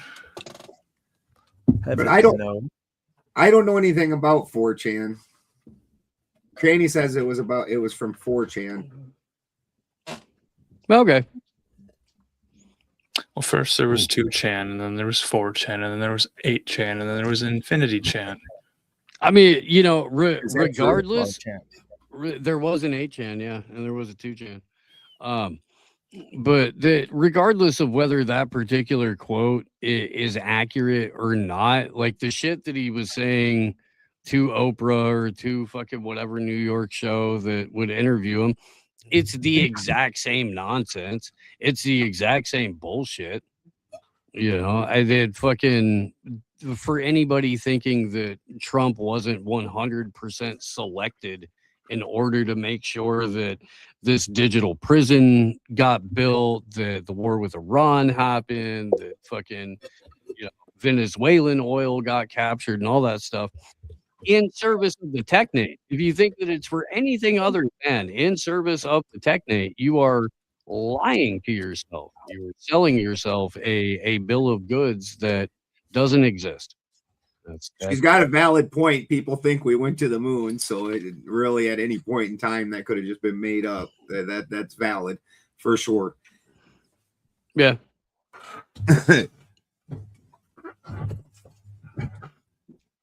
I don't know. The amount of people that earned themselves a Fell For It Again award over the last year is substantial, though.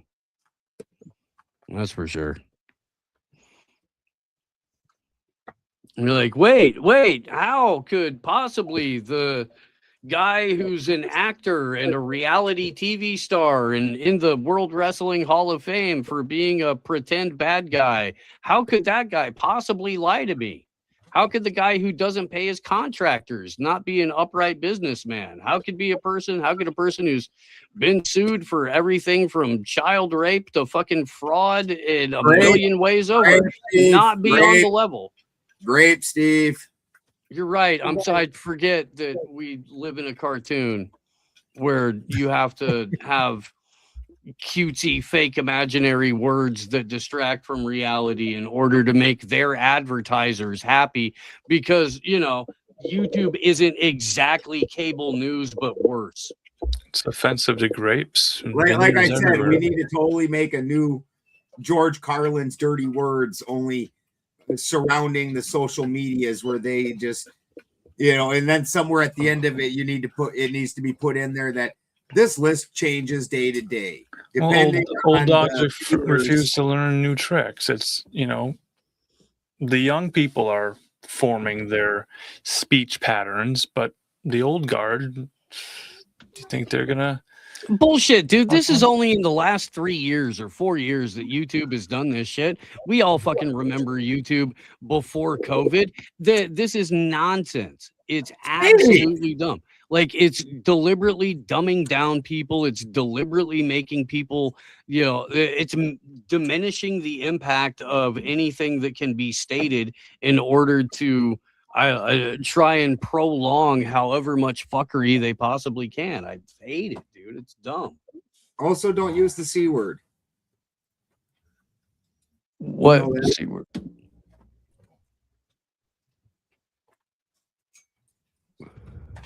We need one of those things. We need one of those things from Demolition Man next to Steve that spits out little fine tickets at him. Well, are we gonna get you a buzzer so you can just right? He gonna be real pissed off when he doesn't know how to use the 3 seashells, though. Gonna put a shock collar on him and just buzz it every time he says that's a great word. Right? He's getting it all out now because that would be funny. Steve is the main star of the Raging Tomato panel on Thursday. Oh, that's right. Where he will not say any of these words, so he's got to get them out of his system. I'll have my little post-it note thing. So is this the wet run or the dry run? Oh, God. Before the show, we already have it planned. Steve and I are meeting half an hour before the show, and he's just going to say the F word for the entire half hour before the show. That way it doesn't build up on him. He's got to empty the reservoir. Well, we need to document a history of Tourette's. Ben's gonna play me 10 minutes of Jello Biafra spoken word, and then my situational Tourette's will kick in. I'll get all of the unnecessary words out of my mouth, and we'll have a lovely time. We will. Actually, I got a surprise for Steve. For everybody that's noticed that Radical Coder has been missing for the last few months, that's because I have commandeered him just for this. And I'm going to have him talk for a full 12 seconds. And I figure that is enough to right in Steve's face, get him to say that for the next 23 minutes. That'll do it. That'll do it. That's a radical plan. Poor little fella. No, I'm gonna prepare for every debate scenario the way I normally do. I'm going to show up armed with the knowledge that I have and a near catatonic dose of cannabis so that I don't yell at people. Except for that time he took and loaded up with DMT. That was a mistake. This did happen, Ted Jimsworthy. It was the second to last politician I ever interviewed on any of the shows that I did, and this was back in like 2019 or something like that. And I had some Green Party douche on, and I was not having fun. Like I was like I was half checked out of the conversation. I didn't want to do it. I got not bullied, but like, hey, would you please kind of thing, like, yeah, all right. Oh, fuck. Okay. Come on. Fucking, okay. You're running for president in the Green Party. I'm supposed to take you serious. Okay. Okay. You're going to get 0.5%. Okay. Like you're not even fucking one of their pre-selected loser idiots. You're not Jill Stein. I can't even remember what the fucking guy's name was. I can't. It was something Indian, I think, vaguely, but and at one point in the interview, I like look over on my desk and there's it out of the corner of my eye, I see a bowl with like a hit taken out of it. And I'm like, great, dude, I could so use a fucking puff of weed right now. So I click off camera. I just grab a lighter and grab the bowl and take a big fat fucking rip because this dude has been annoying the piss out of me for like 45 minutes and we've still got 45 on the clock, And I'm like, God, man, we got to make it work somehow. So yeah. And as it hits the back of my throat, two things happen simultaneously. One is that flavor memory kicked in. Gunpowder and mothballs. That's not a cannabis strain. And at the very same time, I had a memory of my friend who looked like Captain Caveman from the cartoon. Nice. Kerry Coleman. God bless him, dude. I hope he's doing fucking well. I really am. I want nothing but love and success and happiness and health for Captain Caveman. But he had been growing changa on his property, which is a DMT derivative. And has some of the same psychoactive components as DMT. And that's what I took a big fat rip of. And so I exhaled out like Paisley and Kaleidoscope. And when I come to, this politician douche is still just talking at me. And so I just kind of started laughing. And then I did. Awesome. I asked him a couple of questions that a very high person would ask him, and it totally threw him off of his game. And he was off of his douchebag politician talking points for the final half hour of it. And it was the whole thing was hilarious to me, but we got done with it. And I was like, God, never fucking again. Yeah. It's like, so does everything look geometric to you? What would you do about that in the upcoming political situation? Because it seems strange. I'd love to see that one. Is it still up? Maybe I can go digging. That could be clip worthy. I can. But yeah, dude. Oh God. I It was should not. name my bong. I would name my bong, but we honestly should just have money in a fucking bong store because, like, we break them, or the animals break them so very consistently that it's not even funny. You name everyone Snowball 2. Yeah. Fucking go with the Simpsons standby. This is also Snowball. Yeah. Like between all my animals, and then we're not that great about it either. Fred Geely. We have a specified corner now where we've somewhat calmed it, where we aren't going through one a month. Like we just quit. I'm gonna rip that bong after I get done with this cigarette, Howard. we quit going through one a month, but yeah, at that point in time, we were like, every time we went to go clean the damn thing, it was just broke. So what's the point? Just get a new one. Yeah. Does that mean I'm analog? I mean, because I'll take that. I will. I'll fully accept that. I would accept either way. Yeah, dude. It makes sense. I have tried glue before, never to much success. And I've tried to weld them back. I picked the wrong day to quit sniffing glue. Yeah. Never did finish any of those models I started. Go to Ben Franklin to get the model glue. I saw a guy huff fucking computer duster once and pass out and like split his head on a barbed wire fence. And it was supposed to be my turn to huff the computer duster next. And I was like, I don't. No, you guys can call me a pussy for the rest of the year. That's fine. They have bitterance to it now, and they need your real ID to show proof of who you are to walk out of the store with a. It wasn't duster or anything, but one time Christy and I got a bottle of that black walnut that's supposed to give you a detox and all that. And Christy took a shot of it, and then, like, I don't know, demons came out of her or something. She made noises I've never heard her make before, and she convulsed and I was like, yeah, I'm not doing that. No fucking way. I think paint would be. I mean, maybe paint and duster occupy the same lowest I rung. would have to say, and this is me old school. I'm old. Markers, cooked banana peels. Yeah.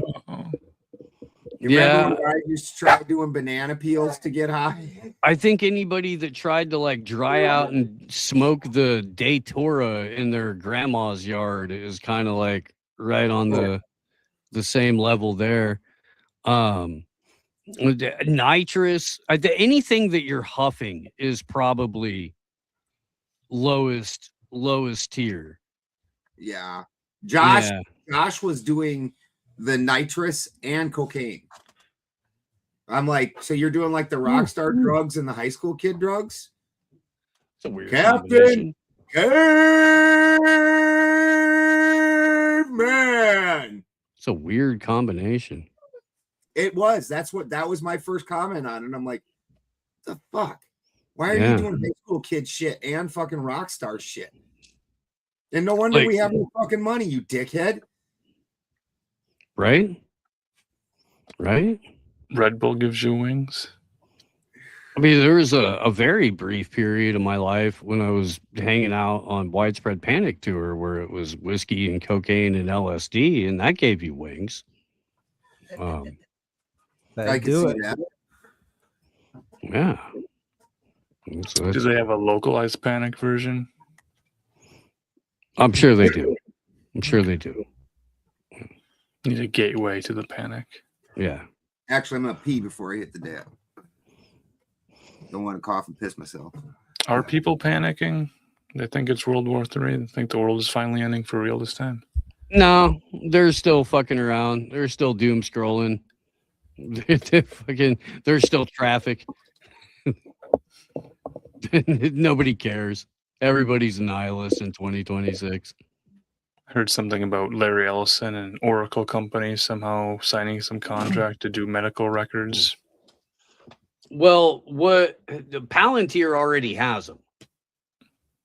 So what Oracle is saying is that beyond Palantir, they have the AI suite of tools that gets other AI companies into private data. So Oracle has positioned itself as the gatekeeper to allow OpenAI, Google Gemini, whatever, to private data, whereas up until this point, those other AI companies have had publicly available data. So they've basically data scraped themselves into the same entity with differently programmed ways to deliver the same information. To what end? To update actuarial tables? To know it? No. What Ellison reconfigure is social saying, security payments? what Ellison is saying is that the publicly available data, it's already scraped and it's effectively worthless. The privately held data is where the actual money in AI is. That's his contention. I have no idea if he's right or not. But Oracle has positioned itself as the gatekeeper to that data. So they're going to be the people that are licensing it out to Google Gemini and, the ChatGPT and shit like that.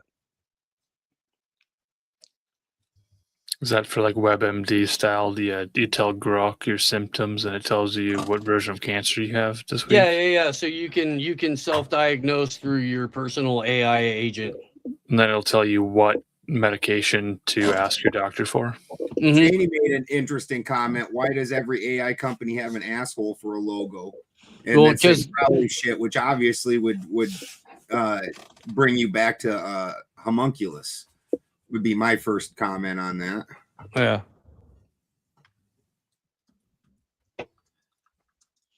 Let's see. Claude, definitely a puckered asshole. Oh, baby.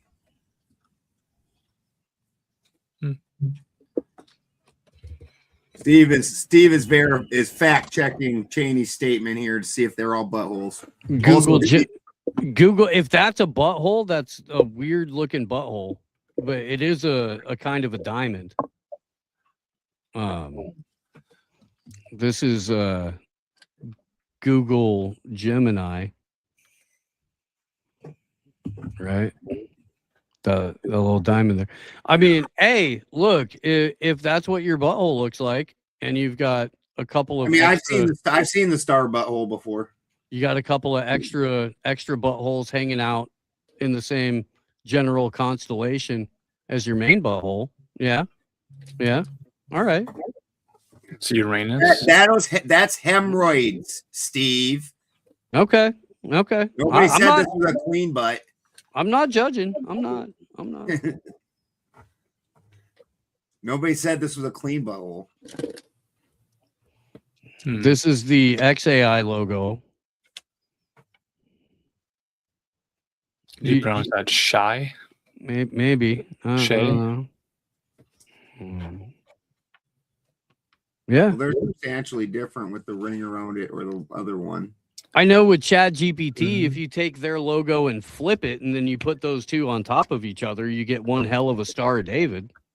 That is a butthole. That is definitely a butthole.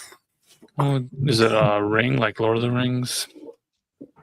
So a lot of those companies have been showing that they're nerds and they've been taking Tolkien ideas to name their Well, companies. I would at least hope that, unlike the buttholes that you guys have been looking at, your own buttholes don't exist in the Roblox universe, and you guys can all actually poop normal. I do. Yeah. We recommend magnesium. Right? Oh. Good for you.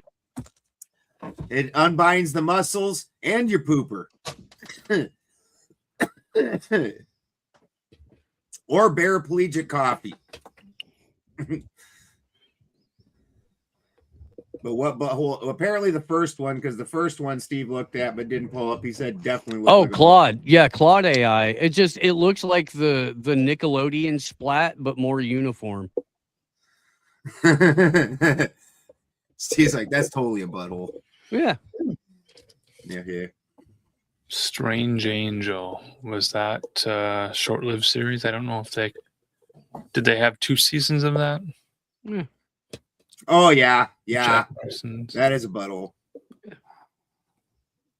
Someone bleached that one. It's a nice one. It's not got the brown yet. The Rosario Dawson of AI logos. Rosebud Singularity. Holy fuck. I don't want to go to war with Russia, guys. That's an elf or an orc asshole. Is it dwarven? It is a bone. Ryan wins. It's a bonus hole. Right. That would be funny if they just, well, I mean, I guess technically the Tesla logo is sort of in the shape of a uterus. And that is what the crazy people are calling the bonus hole. Is the vagine. We live in a completely inverted reality at that point. Yeah, you win, Ryan. But at what cost? At what cost? Prolapse. Nigga, you gay. Oh, wait, that was the wrong button. It was the correct button. They're right next to each other. Oh, the buttons. Oh, fuck. They're right next to each other. Pondering the buttons, pondering the orbs, pondering the Palantir. It was on Prime. Amazon Prime. Is that what Prime is? I would assume it's Amazon Prime. Did they do a Rings of Power series? I've heard about it. Nothing I've ever heard was good. It's started out right out the gate just wrecking shit. I went to a Whole Foods for the first time in like years over the weekend because it was like, I don't know, the thing that was closest to us on our way to somewhere else. And they're asking you at the checkout if you want to connect your Amazon Prime account. Because maybe you might get some savings. And I'm like, why would I want Jeff Bezos to know what I watch, purchase online, and purchase at the grocery store? That seems weird. Unnecessary, kind of invasive. No, I'll pass. I do go to Whole Foods when I get a chance. They got Are they doing that there where they're trying to get you to connect a Prime account to the freaking purchase? I went to one on last week. Christy had to go to a dental appointment on Thursday and down in Santa Rosa, and we went to one. I paid cash. It didn't. I don't know if I didn't see it ask. I didn't really pay attention though, so I don't know if it asked me anything. No, this was the cashier chick specifically asking us if we went. Yeah. I know. Huh? She didn't. No? She didn't ask. She didn't ask me, and no, she just said this is because I go in there because they have orange juice that's literally just squished oranges, like freshly, and she's like, "This is the best, isn't it?" And I was like, "Yes, it is. I come here just for that. I live like 5 hours away."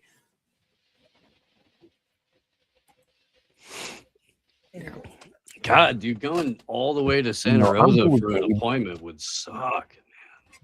Dude, and that was the earliest one we could get her into by far. Yeah.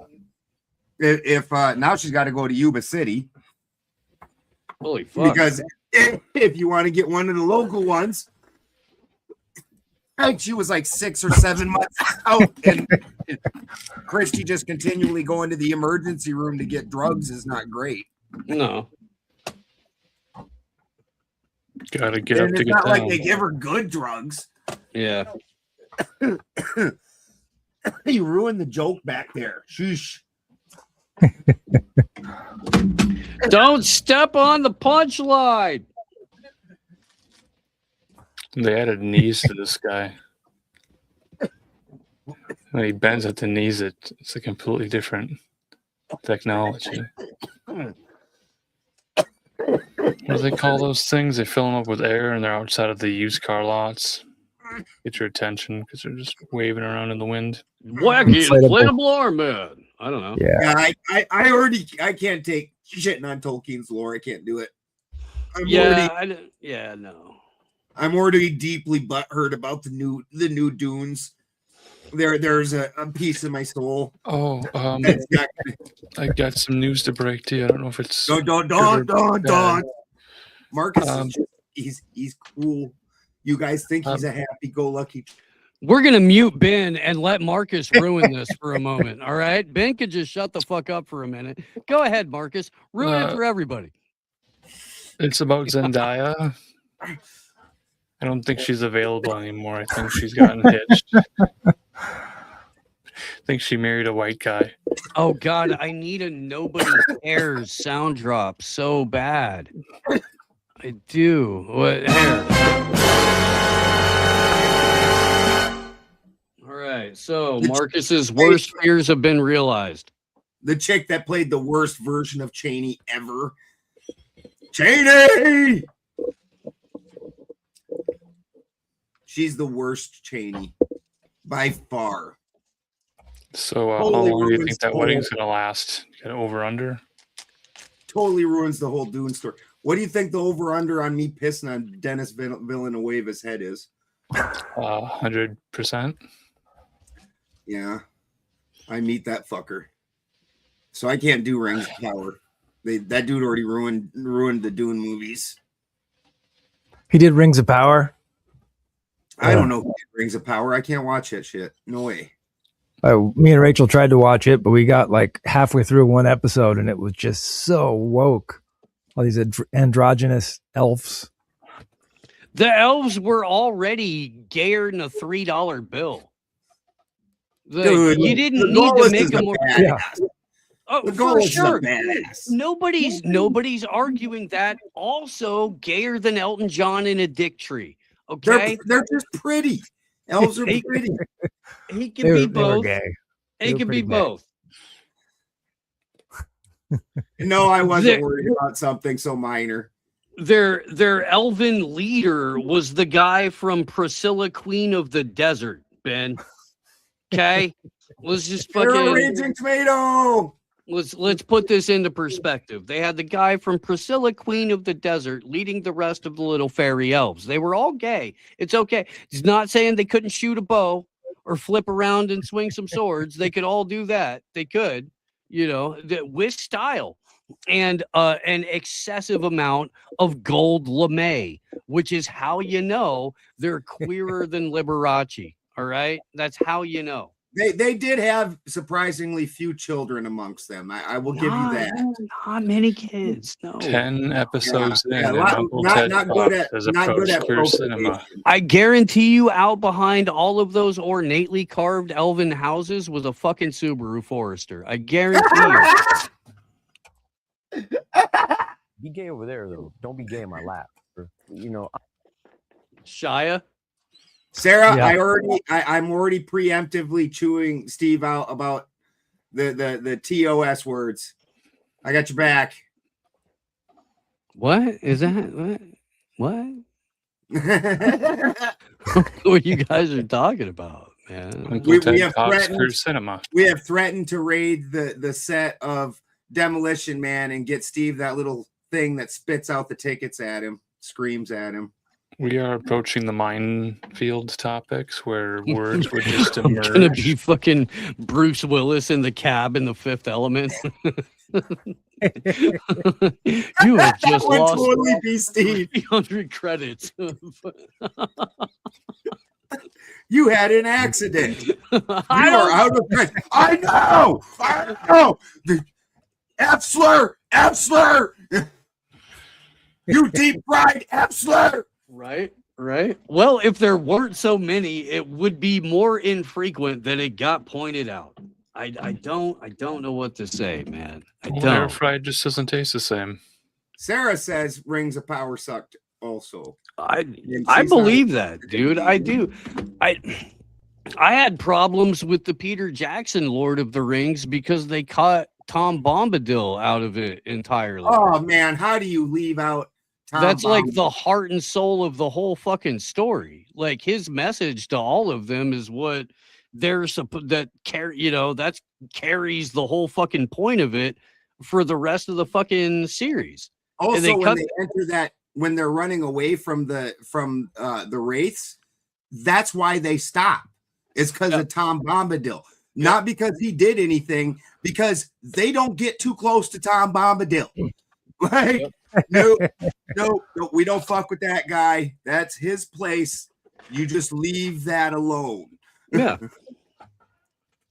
But yeah, I mean so from jump, I was like, well, I'm sure they're gonna do a great job. I'm sure it's gonna be fucking awesome. But if they're eliminating that element from the movie, people are gonna have a totally different idea of what the story was walking away from it, and that's gonna suck. In my opinion, you know what Tom Bombadil is based off of? Burry Borison. Borison. Odin's dad. From the Right. Hamptons Borensons or the Yeah. Berkshire Borensons? No, that Odin's dad. Okay. Yeah. And that's part of why he's not affected by anything, because he was here before Odin, before the universe.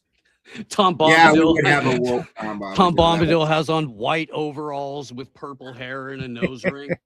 Yeah, and he's actually a black woman. Right.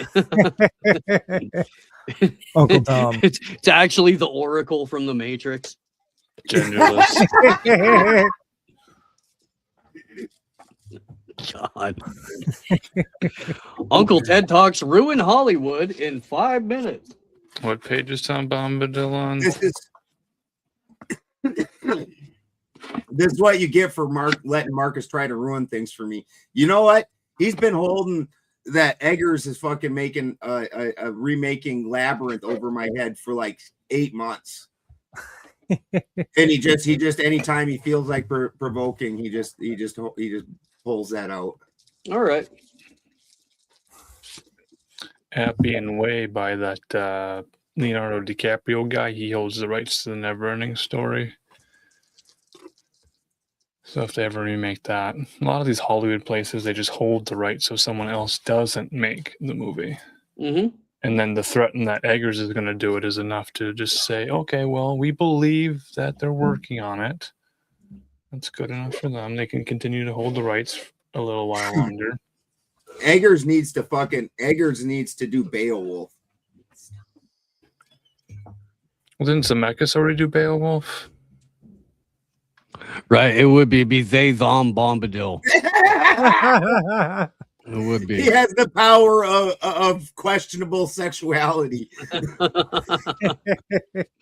He has the Ren power Race of are like, no.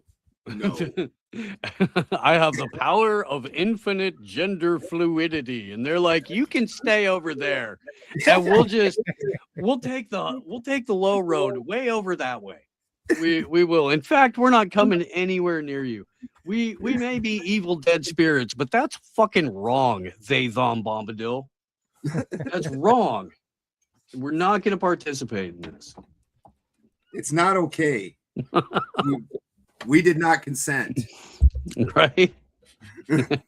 This wasn't anywhere in the fucking 7 rings that we took. I don't know. There's What's in no the agreement. What the fuck was in the ring you took? But it was the fucking wrong. You got that Geraldo ring. You can give that back to the fucking Fires of Mount Doom, Davon Bombadil. We don't want any. That's another thing that was kind of horseshit in the actual movies that were pretty good, but that they never showed that Gandalf is wearing the Elven Ring of Fire. Like, why did you leave that out? That's the whole reason he's able to defeat the Balrog. They did a really shitty job of explaining that he's actually not human. Yeah. Like there's he's a no primordial being. Yeah, there's no. This entity is a spirit of Maya, and he's a physical incarnation. Oh, I understand that doesn't translate well to movie audiences, but like, I don't know. But you shouldn't just think that he's an old man, because there's a reason that old man can do extraordinary things, because he's not an old man. He's a primordial magical being. Yeah. You got to take modern physics out of this equation. Tom Wombadil. That's fucked up. That's fucked up. Not right. Not right. Horrible. Amazon now has the rights to the James Bond franchise moving forward. Wow. Dude, when they put the What is blonde that? dude in there, it was ruined anyways. Daniel Craig. Yeah. Yeah. The action star James Bond instead of the suave The last debonair Bond. The last James Bond was Pierce Brosnan. Yeah. Yeah. They had that horrible fucking Madonna song. Die That was another the day. that was the one they is that the one they did the fucking I guess I'll die another day. yeah. Mm-hmm. Halle Berry was the Bond girl in that one, I think. She was one of the girls. Yeah. But yeah. No. Brosnan was great. James He Bond was- isn't supposed to be like some giant muscle-headed, Yeah, no, he's supposed to win. Like, you think you're winning, and all of a sudden, oh, surprise! No, it was all part of his little setup thing with his trick and his toy and all this. And yeah, he doesn't muscle things like the muscle, the action star Bond. Just I absolutely couldn't do it.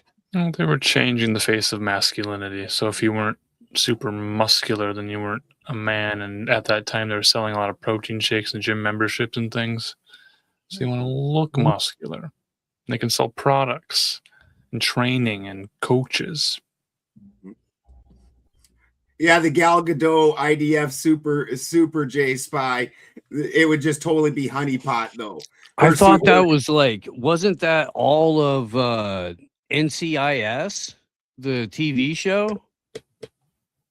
I'm almost positive like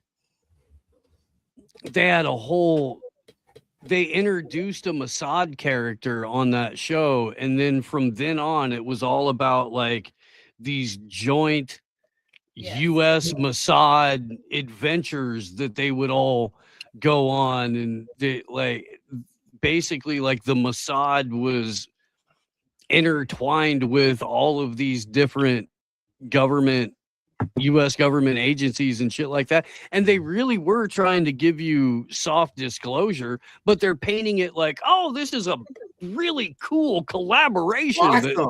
Yeah. In fairness, there was a subplot line where she finds out her father isn't a good guy, Okay. the head of Mossad.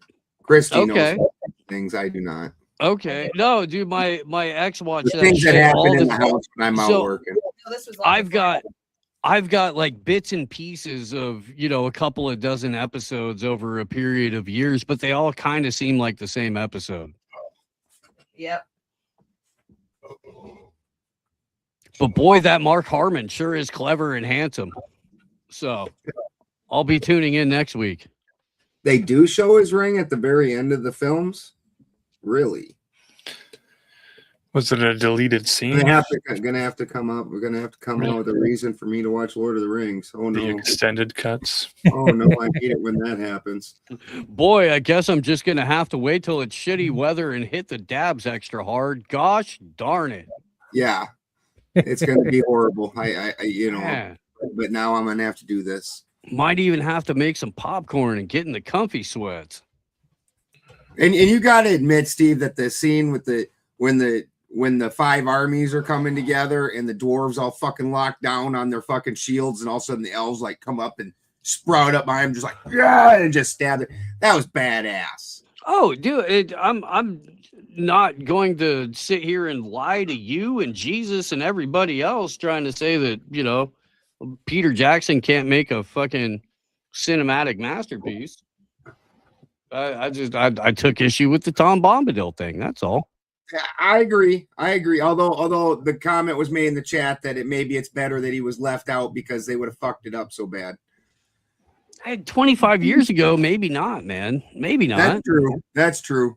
It wasn't. They didn't have to gayify, and they didn't turn Aragorn into a total pussy. They didn't turn fucking Boromir into a total pussy. True. They were some gritty movies. They were them so good.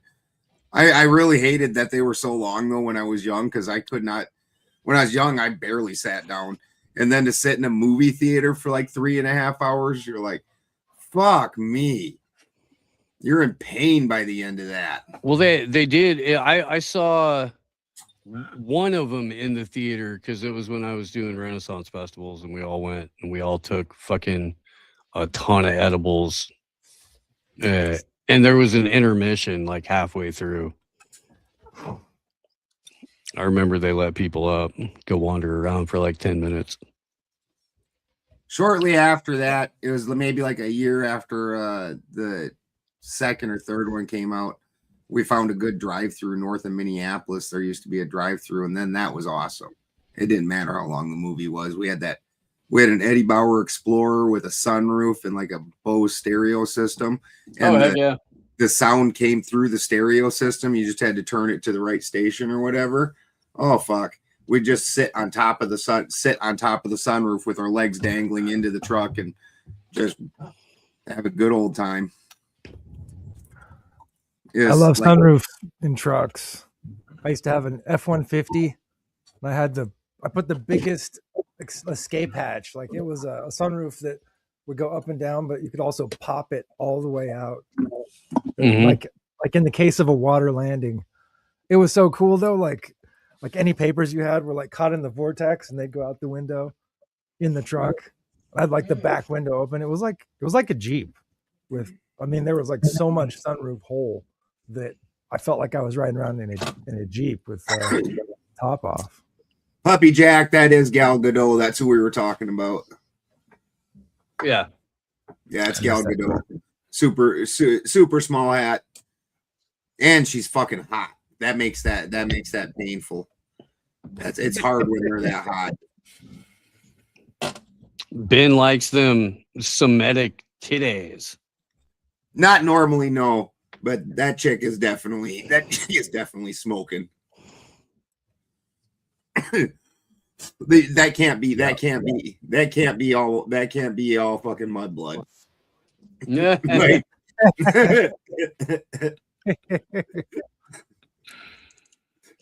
Well, Godot sounds pretty French to me. I don't know. It does. It does sound French. Godot. Right? Get it. And I'm not even saying like I grant her any mercy, and like just like with politicians, the hotter they are, the more dangerous they are.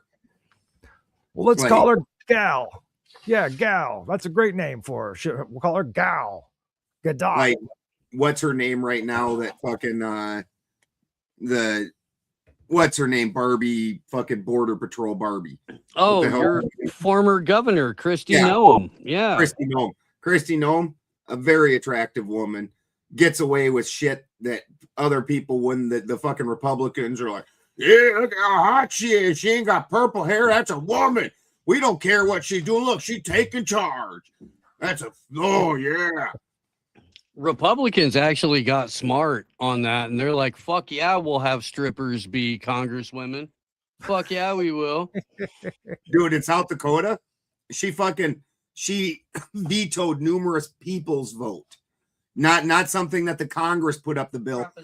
The people put up the bill, voted on it, passed it overwhelmingly, and she still fucking vetoed it. And hemp passed. Hemp passed by like 80%, and she vetoed it. Well, she's no Nancy Pelosi or Strom Thurmond. That's true. Yeah, if they're attractive, because they're definitely more dangerous. Or like, look at Gavin Newsom. Oh, everybody, all kinds of women. Oh, he's so handsome, and that dude's a fucking nightmare. You know, Bill Clinton. The quality of our presidents changed distinctly when we started putting the presidents on TV, and you weren't listening to them on the radio. I will tell you this, man, the quality of the representatives on the Democrat side getting kind of lackluster as opposed to the OnlyFans whores that the Republicans seem to be championing. In fact, let's go to a live look of Ilhan Omar on the floor of the U.S. House of Representatives. You do not want to face the wrath of my bunghole. Yeah, that's not going to win anybody over. It's that looks it's just not uncircumcised, whatever that was. And no, Kristi Noem's not as attractive now as she was. She was a politician where I'm from. Ilhan out there looking like the fucking sandworm, man. Yeah, that chick was. They didn't take the skin off; they added more skin to it. Right, that's the more skin, not the foreskin. All sheathed up there. She went and met a Moyle and was like, "Hey, dude, can I take a little piece off you? Add it onto his job here." and I can't blame. I can't blame the small hat women that go after the white dudes. You gotta get some good genetics in there somehow. Can't blame the Latinas either. That's right. That's true.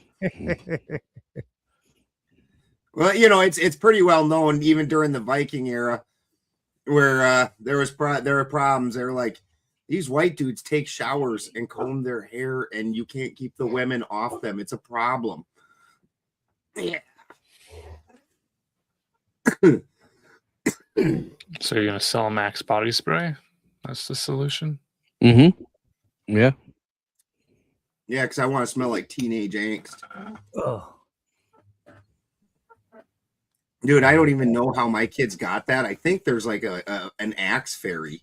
Mm-hmm. Like I buy the stuff at my house, and my boys would still end up with Axe, and they would come out smelling like half a gallon of it. You're like, how the fuck did you even get that?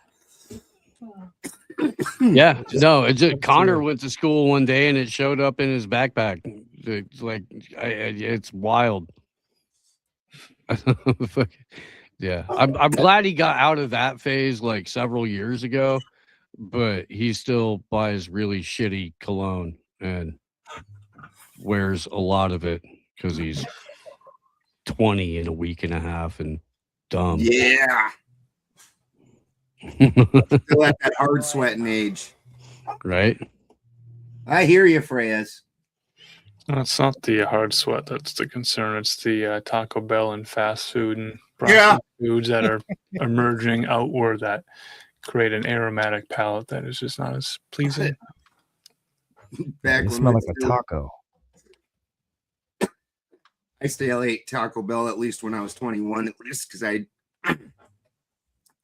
don't think I ate it after I was 21 because once you're not drunk, Taco Bell loses a lot of its appeal. It's like the first shart gives Taco Bell. The first shard is the deepest. Oh fuck yeah, dude! Especially back in the day my favorite thing was, and they didn't have this everywhere, but everybody except for Jim's from the Midwest. You guys remember the Cholitos, right? Oh yeah. Oh fuck, the Cholito, it damn near looked like somebody shit in that thing in the first place. How you expect it's gonna come out? Pre-digested. Yeah. Digested, mid-digested. You could shove a whole Cholito in your mouth all at once. They were eliminating guesswork, Ben. It was a favor. Yeah. Teeth are a privilege for some people. Chewing. Oh, dude. And then for like a year and a half, there was a chick that thought I was cute at the Taco Bell. And anytime I went to that Taco Bell and she was working, I'd order a fucking value menu and she'd hand me just like a full jacked sack full of food. Demolition Man. Yes. Taco Jack Bell. sack full of food. Cholitos.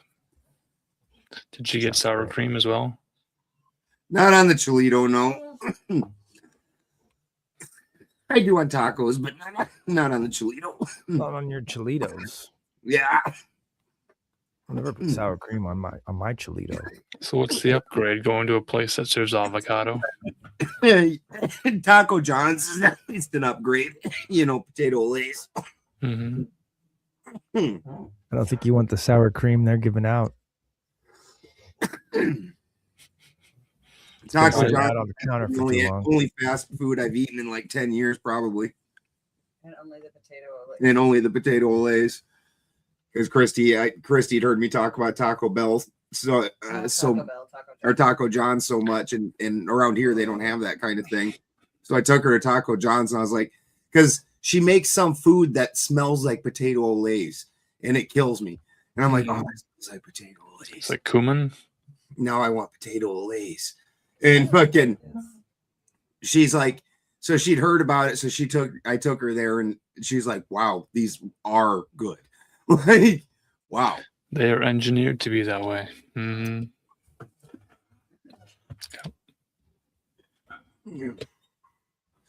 Yeah, they might be made out of, they're so delicious, they might be made out of like children's happiness or something that has been stolen. Could be. We did talk about the blood moon eclipse that happened a few hours ago. Earlier. Oh man, yeah. I thought it was tonight. Early this morning. Because it was early this morning. A blood moon and a planetary alignment. It's very, very cloudy. Foggy morning. And we got our new board of peace. We got our new board of peace that went to war on their first fucking week of work. Piram. Damn near killed him. Yeah. So they killed the Pope of the Islam. Is that what happened? Their head honcho guy. I've never had Del Taco. We didn't have that where I'm from. Jack in the Box. No, we didn't have Jack in the Box either. And then I had a friend that was all about it. He even had the little antenna dude on there from Jack in the Box, the snowman or whatever. You mean the Jack in the Box? Is that? Yeah, whatever. Do they call him Jack? He took me. I don't hardly remember it because he took me once there, and I was like, "This is." And this was before I was a vegetarian. It was even before I was a vegetarian. I was like, "This is horrible." It's like one step above White Castle. There, but it is a Jack in the Box.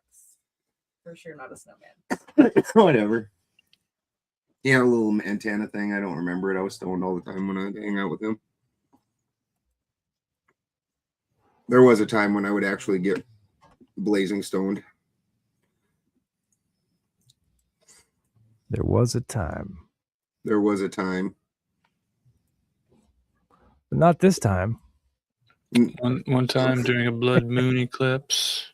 No, now I feel like if you've ever read Children of Dune or gotten that far with it, when they take Paul's son, Leto, and they steal him, and then they try to flood him with spice till he can't take it until he goes nuts, and then eventually he just sits up, and they're staring at him, and he just sits up, and he reaches over and grabs their cup of pure spice, like it doesn't affect me anymore. It's like smoking DMT during an interview. Greening out.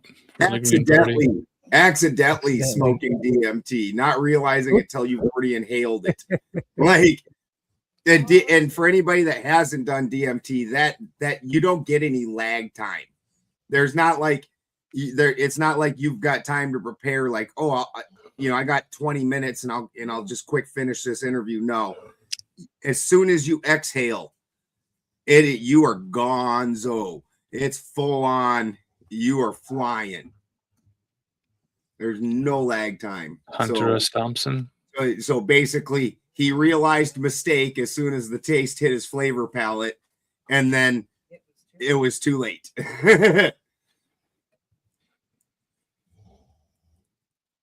We don't eat at restaurants at all at this point. We only ate at Taco Bell John's because we were in South Dakota and visiting my family. We home cook everything, and it's not even processed food. Like, my wife cuts up all the vegetables and makes everything and all the roux and all that kind of thing. It's all homemade. Got a recipe for a homemade chilito? There's a couple of restaurants around here that are decent, but it's rare. When we were down there, we just went to that Whole Foods and got some food from Whole Foods and then put it together, some cold food stuff. Yeah. There used to be this bakery chain called Boulangerie, and it used to have, oh my god, so good. Boulangerie, God, that is the gayest name. It's French, and it's. I mean, I knew that by how gay it was. Yeah. Oh man, it was. Is that a carpeted grocery store? It was not a grocery store; it was a bakery. Oh. The last place I ate that I was shockingly amazed by was actually a bakery, coffee shop in Las Vegas. We didn't realize it till we were there, and then we were just too fucking lazy to go anywhere else, to be honest with you. But that place, oh yeah, my truck got stolen, so we had limited travel abilities, and this place was horribly expensive, but fuck, was their food good. Just wow. And then there's a place in Laramie, Wyoming. I know Gemsworthy goes past there regularly. There's Sweet Melissa's. She makes everything by hand and from scratch there. And wow, everything we've had has been 5-star, just crazy good from there. That sounds good. I remember driving through there, but there was no time to stop. It was like late at night. There was the craziest windstorm blowing through, like dude, Wyoming. You already said you're driving through Wyoming. I already knew that. Yeah, and like they have a sign that says, "Don't pull a light trailer, and drive a box van with very little weight in it." And I was doing all those things, pulling Rachel's car and the trailer. Had this huge U-Haul. Dude, we've seen people like you blowing out into fields. Yeah, like, we if saw you've ever that. been to Wyoming, Terrifying. there is over 100-mile-hour wind, and there is nothing to stop it. Like, the Wyoming is the plains, and actually the spots where it does get stopped are actually worse, because then the wind builds up and goes around it, and so once you get past, that's where you get fucked. Is you get past one of those, like a little hill or something, and all of a sudden the wind just, and you'll be driving behind somebody, and all of a sudden you'll see them just whoosh. Like, oh yeah. This is how Christy and I found Sweet Melissa's, because we were stuck in Laramie for like 2 days. Sounds like a great place. It was. They have a great meadery too. Yeah, there's a meadery there also, and a nice little head shop, because Christy broke the dabber. That's how we found any of these things. Christy broke the dabber. We're stuck in a hotel in the middle of some shithole town in Wyoming, and we found a head shop, and we go there, and they asked if they looked at me, and I know this is probably surprising for everybody, but when people look at me, they immediately start talking to me about Viking things and heathen things, and they just make that assumption and leap. And so they recommended this meadery, and then they recommended it, and they're like, wow, you should check this meadery out, man. I was like, nice. And I was like, we're stuck in town. Like, well, have you eaten? No, don't know where to eat. And then they sent us over to Sweet Melissa's, and wow, so good. Horrible parking. Yeah. It's a horrible place to park. We actually buy 2 meals when we're there because we'll take one on the road with us because the next town we go to sleep in ain't going to have any place good to eat. 2 meals each. Yeah, 2 meals each. And we usually share whatever we get. Christy's been streaming. That's why she feels free to chat now. It's okay. I'm not butthurt. I'm just explaining because for fucking years you never included yourself at all. Yep. But over on Sarah Tomato Panels, Christy has actually and on Beth, and Beth's channel is called Culture Corrections. And Christy has I wasn't even there for some of it. For some of them, she's been going on panels. Unsupervised panel hopping? Unsupervised.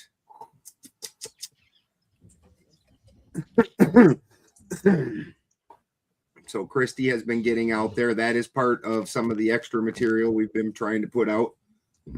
I think I've done a run of like a bunch of shows recently. Oh, everybody go check out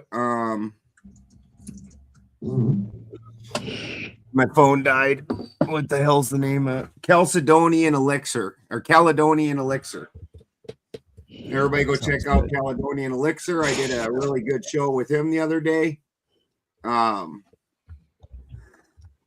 an excellent show on Sarah Tomatoes channel last night. Really good about the Iran topic, and we stayed mostly on topic, unlike the Uncle Ted's. I didn't know that was the only topic. I have stuff for a 3-hour show on. I did an hour and a half on it this morning. I wasn't 3-hour show. I wasn't criticizing. Just saying, man. We do what we do. That's fine. I'm just saying it it was much more concentrated around the subject last night. Start pulling articles right now. And I kept trying to get you to engage. You kept not engaging. You make like one comment and then just wander off. It's been puffing on that DMT pen over there. Been a busy day. Ed, don't want to look like a war hawk or anything. People are dying. Well, yeah, I mean, I literally just did an hour and a half on it, so it feels like, repetitive. But at least to cover the shit that I already covered. But we covered shit that I didn't cover, and we took it. We talked about it from angles that I didn't talk about it earlier this morning. So I appreciate that part like a lot. I do. It's like hell for me to have to do the same show twice in a day, and I'm not in a situation where that happens. So, dude, it's good. It's part of why I quit doing so many shows. Like people don't realize I gave basically the same alchemy talk for like a year and a half, like sometimes 5 times a week. I wanted to stab my own face. Yeah, dude. I hate doing repeat material, and I do like 30 hours of content a week. So occasionally, like, there is some stuff that I play twice, but in a week it might only be 3 or 4 things. How many times is World War III trying to kick off? I mean, and legitimately trying. Oh, since I've been doing the show, this is probably attempt number 6 or 7. I'm not saying they don't make an attempt, but this one's got some bite to it. Lots of missiles, lots of bombs, lots of countries. Well, and I was getting texts from Garland Nixon earlier, who I do a show with tomorrow afternoon on YouTube, on Garland's YouTube channel. You should check that out if you're a YouTube viewer. Garland Nixon, fascinating individual. But let me read these because there's screenshots from news agencies. Iran's Islamic Revolutionary Guard announces that its Navy struck a U.S. destroyer more than 600 kilometers off the Iranian coast in the Indian Ocean as part of Operation True Promise 4, using Qasim 380 and Talaiya missiles. The statement claimed the vessel was hit while refueling from a U.S. tanker, triggering a massive fire on both ships.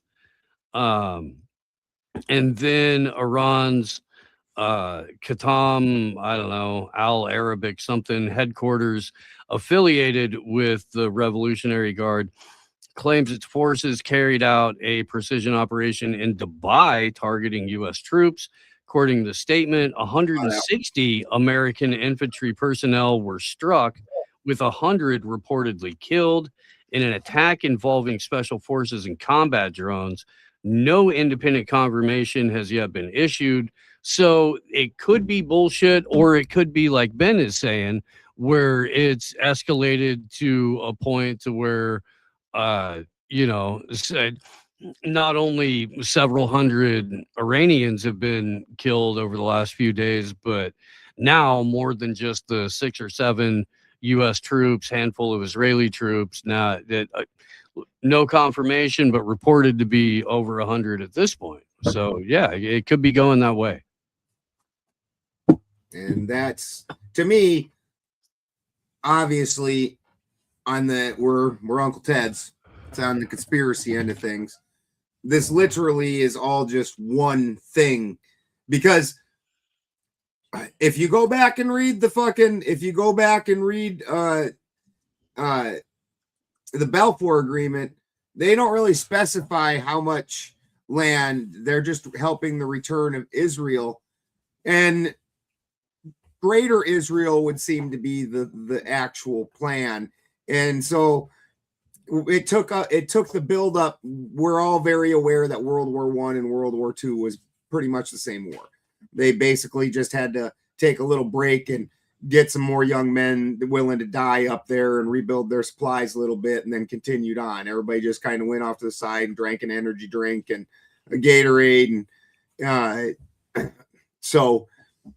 and yes, the red heifer. We realize that they cannot make sacrifices until they get the return of that, and so in between World War II and now, Israel has expanded substantially, but at this point, it's got to expand into areas that it's can't do by itself. And I think that this is just a furthering of what that entire show was about. Yeah, world domination. Yeah, the Jew world order. Take it all over. And then people act like, well, I can't believe Trump be like that. He's a good Christian. He's not just embedded himself in with the small hats, the Chabad small hats, like the most fucking radical of the group. How bad? Chabad. The extraordinarily radicalized ones. Yeah, well, that's what the Kushner family is. That's what his grandchildren are being raised in, the Chabad tradition. You guys saw the I'm pronouncing it with the hard A. The hard C. You guys saw who are the U.S. and Israel is trying to install, right, in Iran? No. His name's Reza Pahlavi. He's the son of the former Shah of Iran. I did see this. That was the U.S. puppet figurehead after the U.S. overthrew the democratically elected government of Iran in the 50s, their Operation Ajax. And so Reza fled Iran before the fall of the Shah in 79 during the revolution. He's been living in Bethesda, Maryland the entire time since. This is some recent footage. This is all real. They got nice produce there. Yeah, they do. They got great produce. Top shelf, very nice hospitals. Good location. If you're going to spend a few years in exile, I recommend it. And since he spent nearly 50 in exile and admitted recently on Piers Morgan that he doesn't talk to anybody in Iran at all, It's a natural choice then he is the natural choice to take over the country, as evidenced by his recent walk and talk with the people that want him in charge of the country. We don't need the crappy music.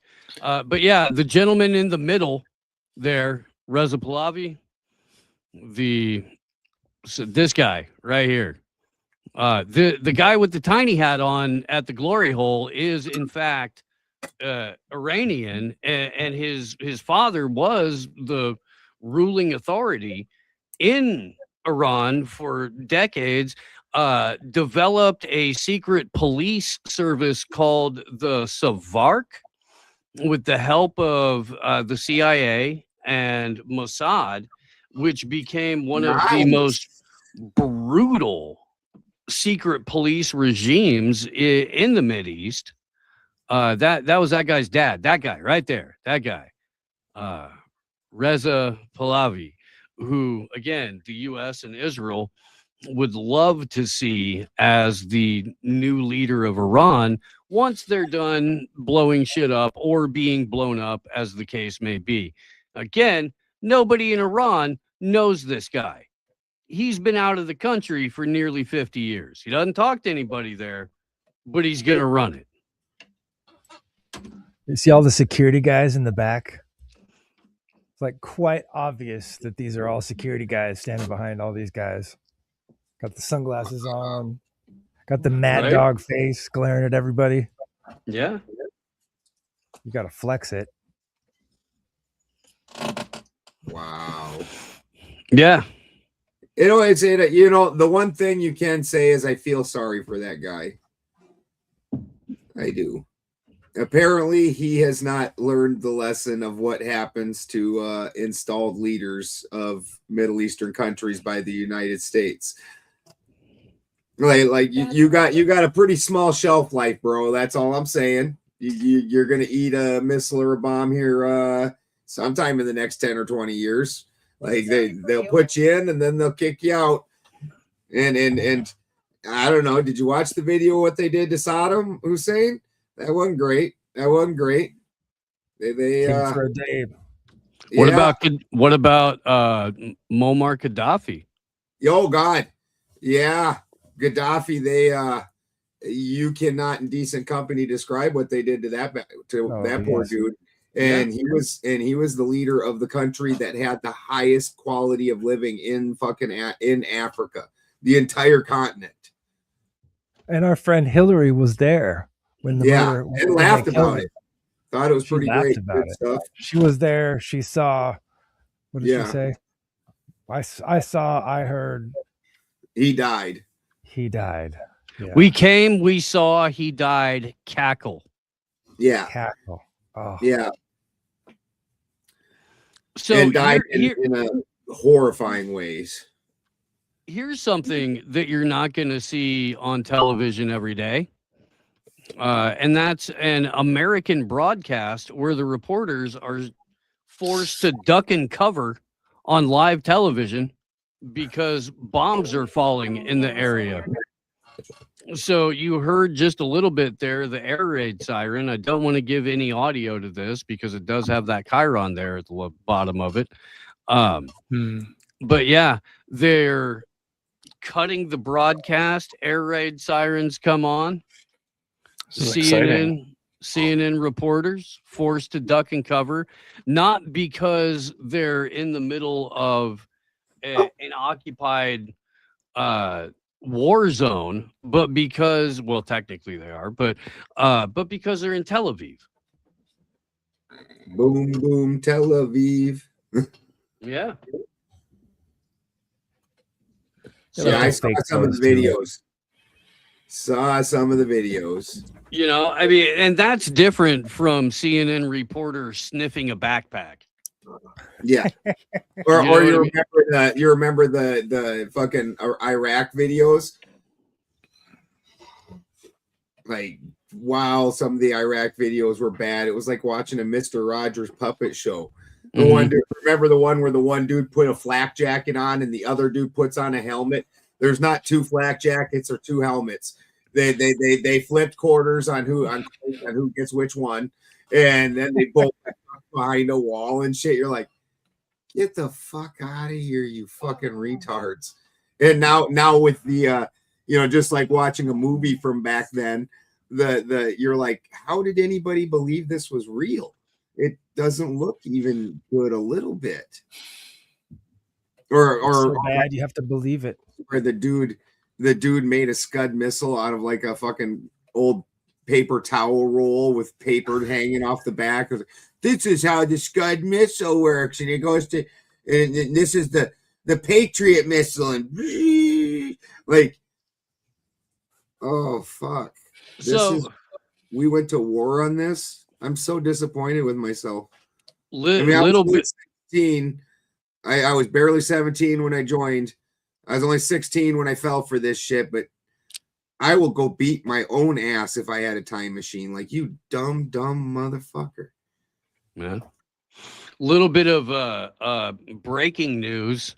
I was totally unaware of this. Apparently, people are voting today. It's a primary election in a number of states. Yeah. And one of the people that was up for re-election was good old Eye Patch McCain, Dan Crenshaw.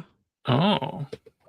Dan Crenshaw has lost his primary. Oh, wow. Eye Patch McCain no longer a member of Congress at the end of the year in his term.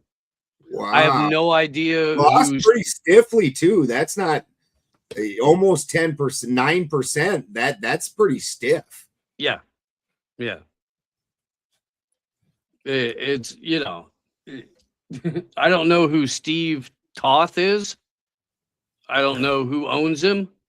But I know that if this is any sort of bellwether, the ideology of Eye Patch McCain and those like him is not going to be successful. Well, it seems like the democracy is working. Let's keep it going.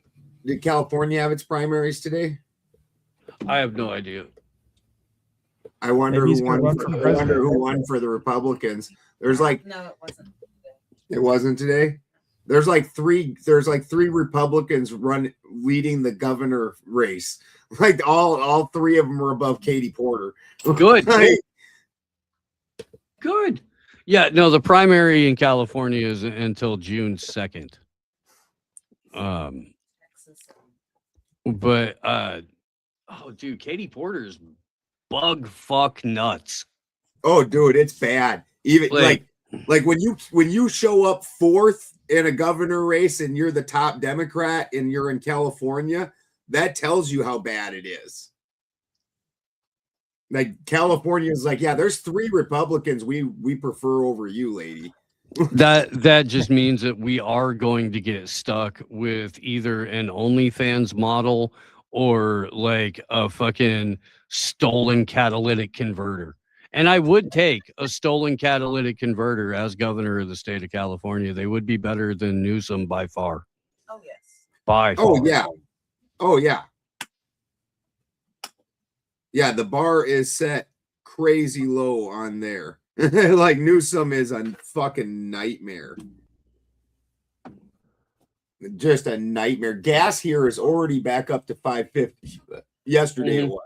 Oh, but on good note, you guys saw that California won in the Supreme Court, like parents getting their rights back over their kids being transitioned. No, Yeah. we were not California. That's what I mean. We as Yeah, you said Californians- California. Oh yeah, as Californians, yeah, yeah. And that is the one bright spot that's happened is they've taken away California's bullshit rule where schools don't tell the parents about their kids transitioning. They just further the transitioning and propagandize them from school and hide it from the parents. That shit was nuts. Yeah, that's messed up. Nuts. Like, dude, the things I pulled my kids out of school years ago and homeschooled them. And the things I pulled my kids out of school for, so much less. And so much less. The minute I learned that was going on with the school, I wouldn't give a fuck if they were doing it to my kids or not. I would have fucking pulled my kids right the fuck out of that school. But Yeah, they California did will- that. They did that up here. They just passed a thing last year where if you're a kid 12 and under or something, I forget the exact age, but if you whatever you tell your teacher or your doctor has to be kept secret from your parents. So like if you say, hey, I'm really something else inside of this body, your teacher keeps the secret, doesn't tell the parents. They just overturned that in California. Oh, it's awesome. All right, I gotta take off here, you guys. It's about time for me to not turn into a pumpkin, but go to work for another 2.5 hours before I go to bed. Before I split, everybody hates the idea of going to war in Iran, even the juggalos or the juggalettes, I guess in this case. What? Yeah, we bombed Iran. What do you think? I think that's absolutely fucking terrible. And It's fucking gay. Well, thank you. Thank you so fucking much. I appreciate it, base. We shouldn't be doing it. It's unwarranted. Thank you so much. Look, even juggalos know that we shouldn't be bombing the Middle East. Right. Dude, the last two panels I've been on, I was on a panel last night and then the Caledonian Elixir the night before. Both panels were mixed panels in order to try and get, different sides of this subject. Both panels, same reaction. Everybody on the panel, no, this is not good. This is not right. This is not America first. The Trump guys are like, this is not America first, blah, blah. Like, nobody's cool with this. If Trump wasn't a lame duck, he definitely would. That's the only reason he didn't do this the last time, because you had to do this in a lame duck presidency. He's burned his base. I'll bet you next week his approval numbers are like fucking in the teens. Very well could be. It very well could be. He likes the teens though, so it'll be okay. Yeah, Anyways, that's where he's most comfortable. Thursday, guys, Sarah Tomato. Steve's gonna go in Royal Rumble style. He's gonna clear a whole ring full of people. Well, I'll be in there to back him up. Yeah. What time's that gonna start? Yeah, typically it starts at 6:15 Pacific, so 8:15 Central. So about 10 time. Yeah. Yeah, if you're in the AM Wake Up Telegram group, I'll throw a link in before we go live and stuff like that. Her intro into it's really cool because it's like one night standing there, and then all of a sudden this door opens and a whole group of knights come in, and that one guy's like, "Gah." That gets to be Steve. So everybody have a good time with that. We'll try and